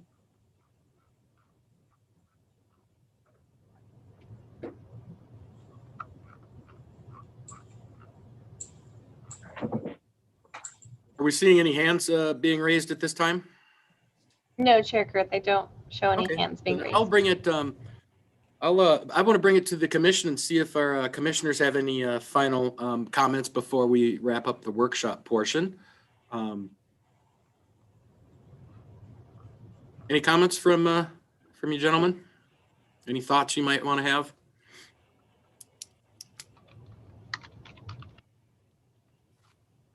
Okay, I'm not seeing the microphones come off, so I was just, to wrap it up for me. And Hida and your team, thank you for the presentation. Very thorough once again. And I really liked the Zoom poll. It kept it interactive, and I think it kind of makes you think in a little bit, different scope when you're answering questions on the spot. I like that. Thank you. There were a lot of good points made and talked about. Personally, I really have always been an advocate of thinking we can see more of the HOA type developments in Victorville, where they offer that maintenance and security and maybe a little bit of better quality of life for certain folks in that realm. Certainly senior housing 55 plus. I hear that a lot throughout the community, that we just do need more of that, throughout the high desert region. I saw that there was a lot of talk about the accessory dwelling units, and I was just kind of wondering, it made me think going forward with new, say, housing tract development. Do you think the city will be making any changes to new development based on the fact that people may be coming in and asking for ADUs in the future?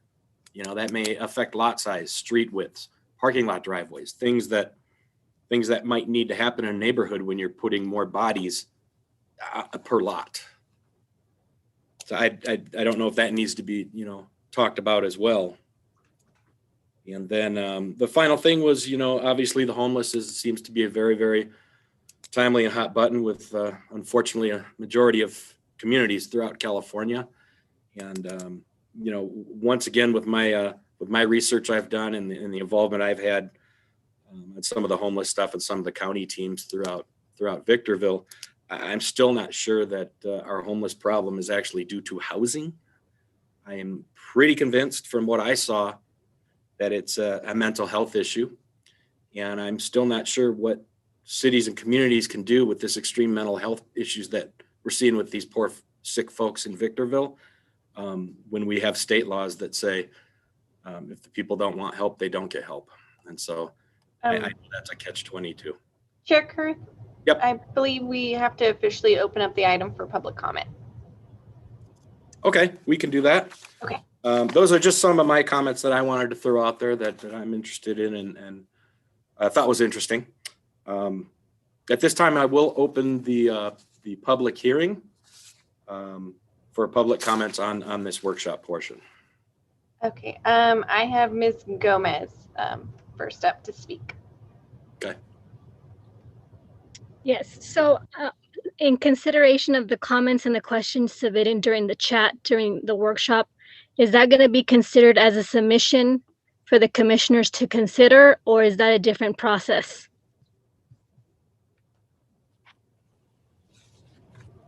Would you like me to answer the question? Yeah, I have a feeling that these are comments to help direct the consulting firm towards the goals and objectives of the community, but please expand on that, Edith. Okay, sorry about that. I just wanted to say that we are actually, as part of the housing element, we will have an appendix that documents the entire public engagement process. So it outlines the public workshop meetings 1 and 2. It lists all the community organizations that were consulted. It'll list all of the developers that were consulted as well. And it will have minutes of all of the conversations with stakeholders, residents, developers, community organizations, anyone that we could engage in this process. So it'll basically lay out who we tried to engage, when we engaged them. It'll have copies of all the notices in English and in Spanish. It'll have the PowerPoint presentations from all of the workshops. So it'll be sort of an administrative record of the public engagement process. And it will be an appendix to the housing element itself, so that when it is on the agenda for the Planning Commission's review for May 12th, that will be part of the document that will be available to the public. Thank you. Are there any other comments during open testimony? Chair Kurth, I'm not showing anyone else. Oh, can we please unmute Ms. Gomez? It looks like she has one more question.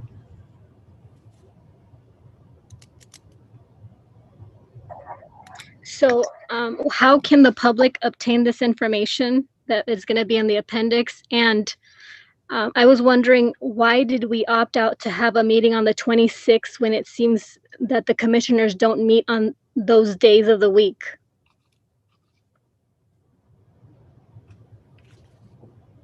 Sure, Commissioner or Chairman Kurth, I can answer that question. Okay, yeah, thank you.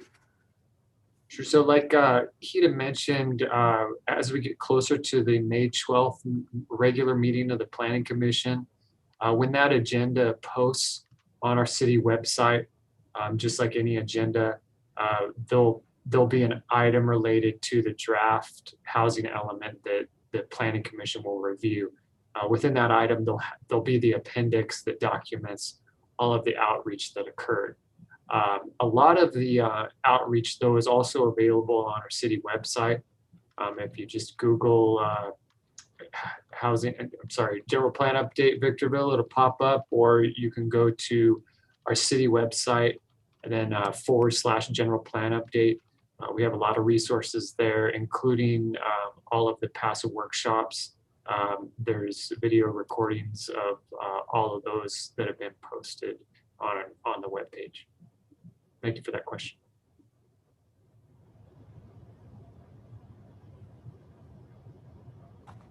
Okay, with that, then I will close the public hearing portion of the workshop. And then Mr. Webb, there's nothing more we need to do at this point except wrap up the workshop.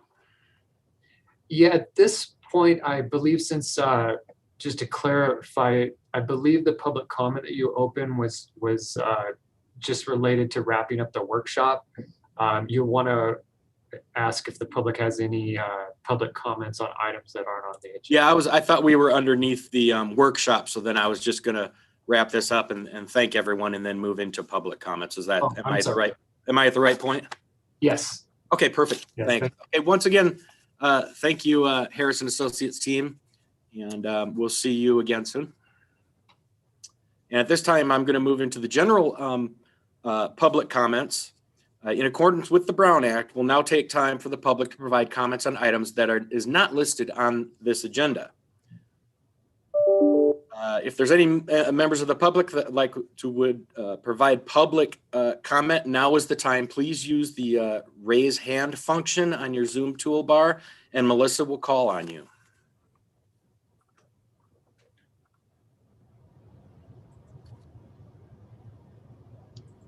Chair Kurth, I do have Ms. Gomez asking to speak again. Okay, go ahead. Yes, during the public, are you guys hearing me? I believe so. Yeah, okay. we hear you. During the public comment section, I would like to remind everyone that's here available and who will be furnishing this information and passing it along, the importance of being very participatory and engaging in the housing elements, because a lot of the issues that we tend to speak about are systemic issues that a lot of the times disenfranchise and marginalize the voices that are either busy working, making sure that their families are being fed, and they're not attending these meetings. So those that are here and are the voices for the voiceless, please consider coming to our meetings the first and third Tuesday. We have one tomorrow. It's very important. We have important items like micro kitchens, which really do address individuals who have been impacted with closures of their restaurants. And we have a lot of other things that would be very, very beneficial as you start coming in and stretching out the technicalities and realizing how policymakers and commissioners really do affect the lives of yours and I's in this community as future progresses. Thank you. Okay, thank you. Are you showing anyone else, Melissa? I'm not showing anyone else, Chair Kurth, and I did not receive any emails about this item. Okay, thank you. Then I'll go ahead and I'll close the public comments, and then I'll bring it back to the commission for any reports. And I'll start with Commissioner Cook Askins. Do you have anything to comment on our report tonight? Yes, I'd just like to thank the Harrison Associates for the great presentation tonight, and as well as the community participants that were online. And I would certainly like to see more engagement on our future workshops on those surveys from our stakeholders in the community. That's all I have. Yep, for sure. Thanks for that. Anything, Commissioner Thomas? I think your microphone is not turned on.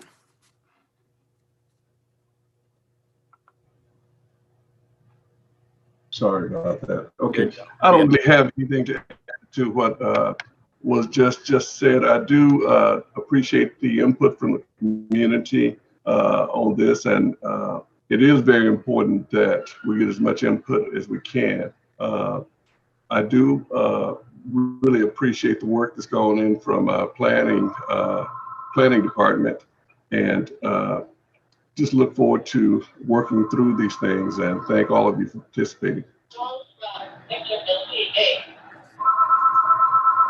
Commissioner Harriman, do you have anything you'd like to speak on tonight?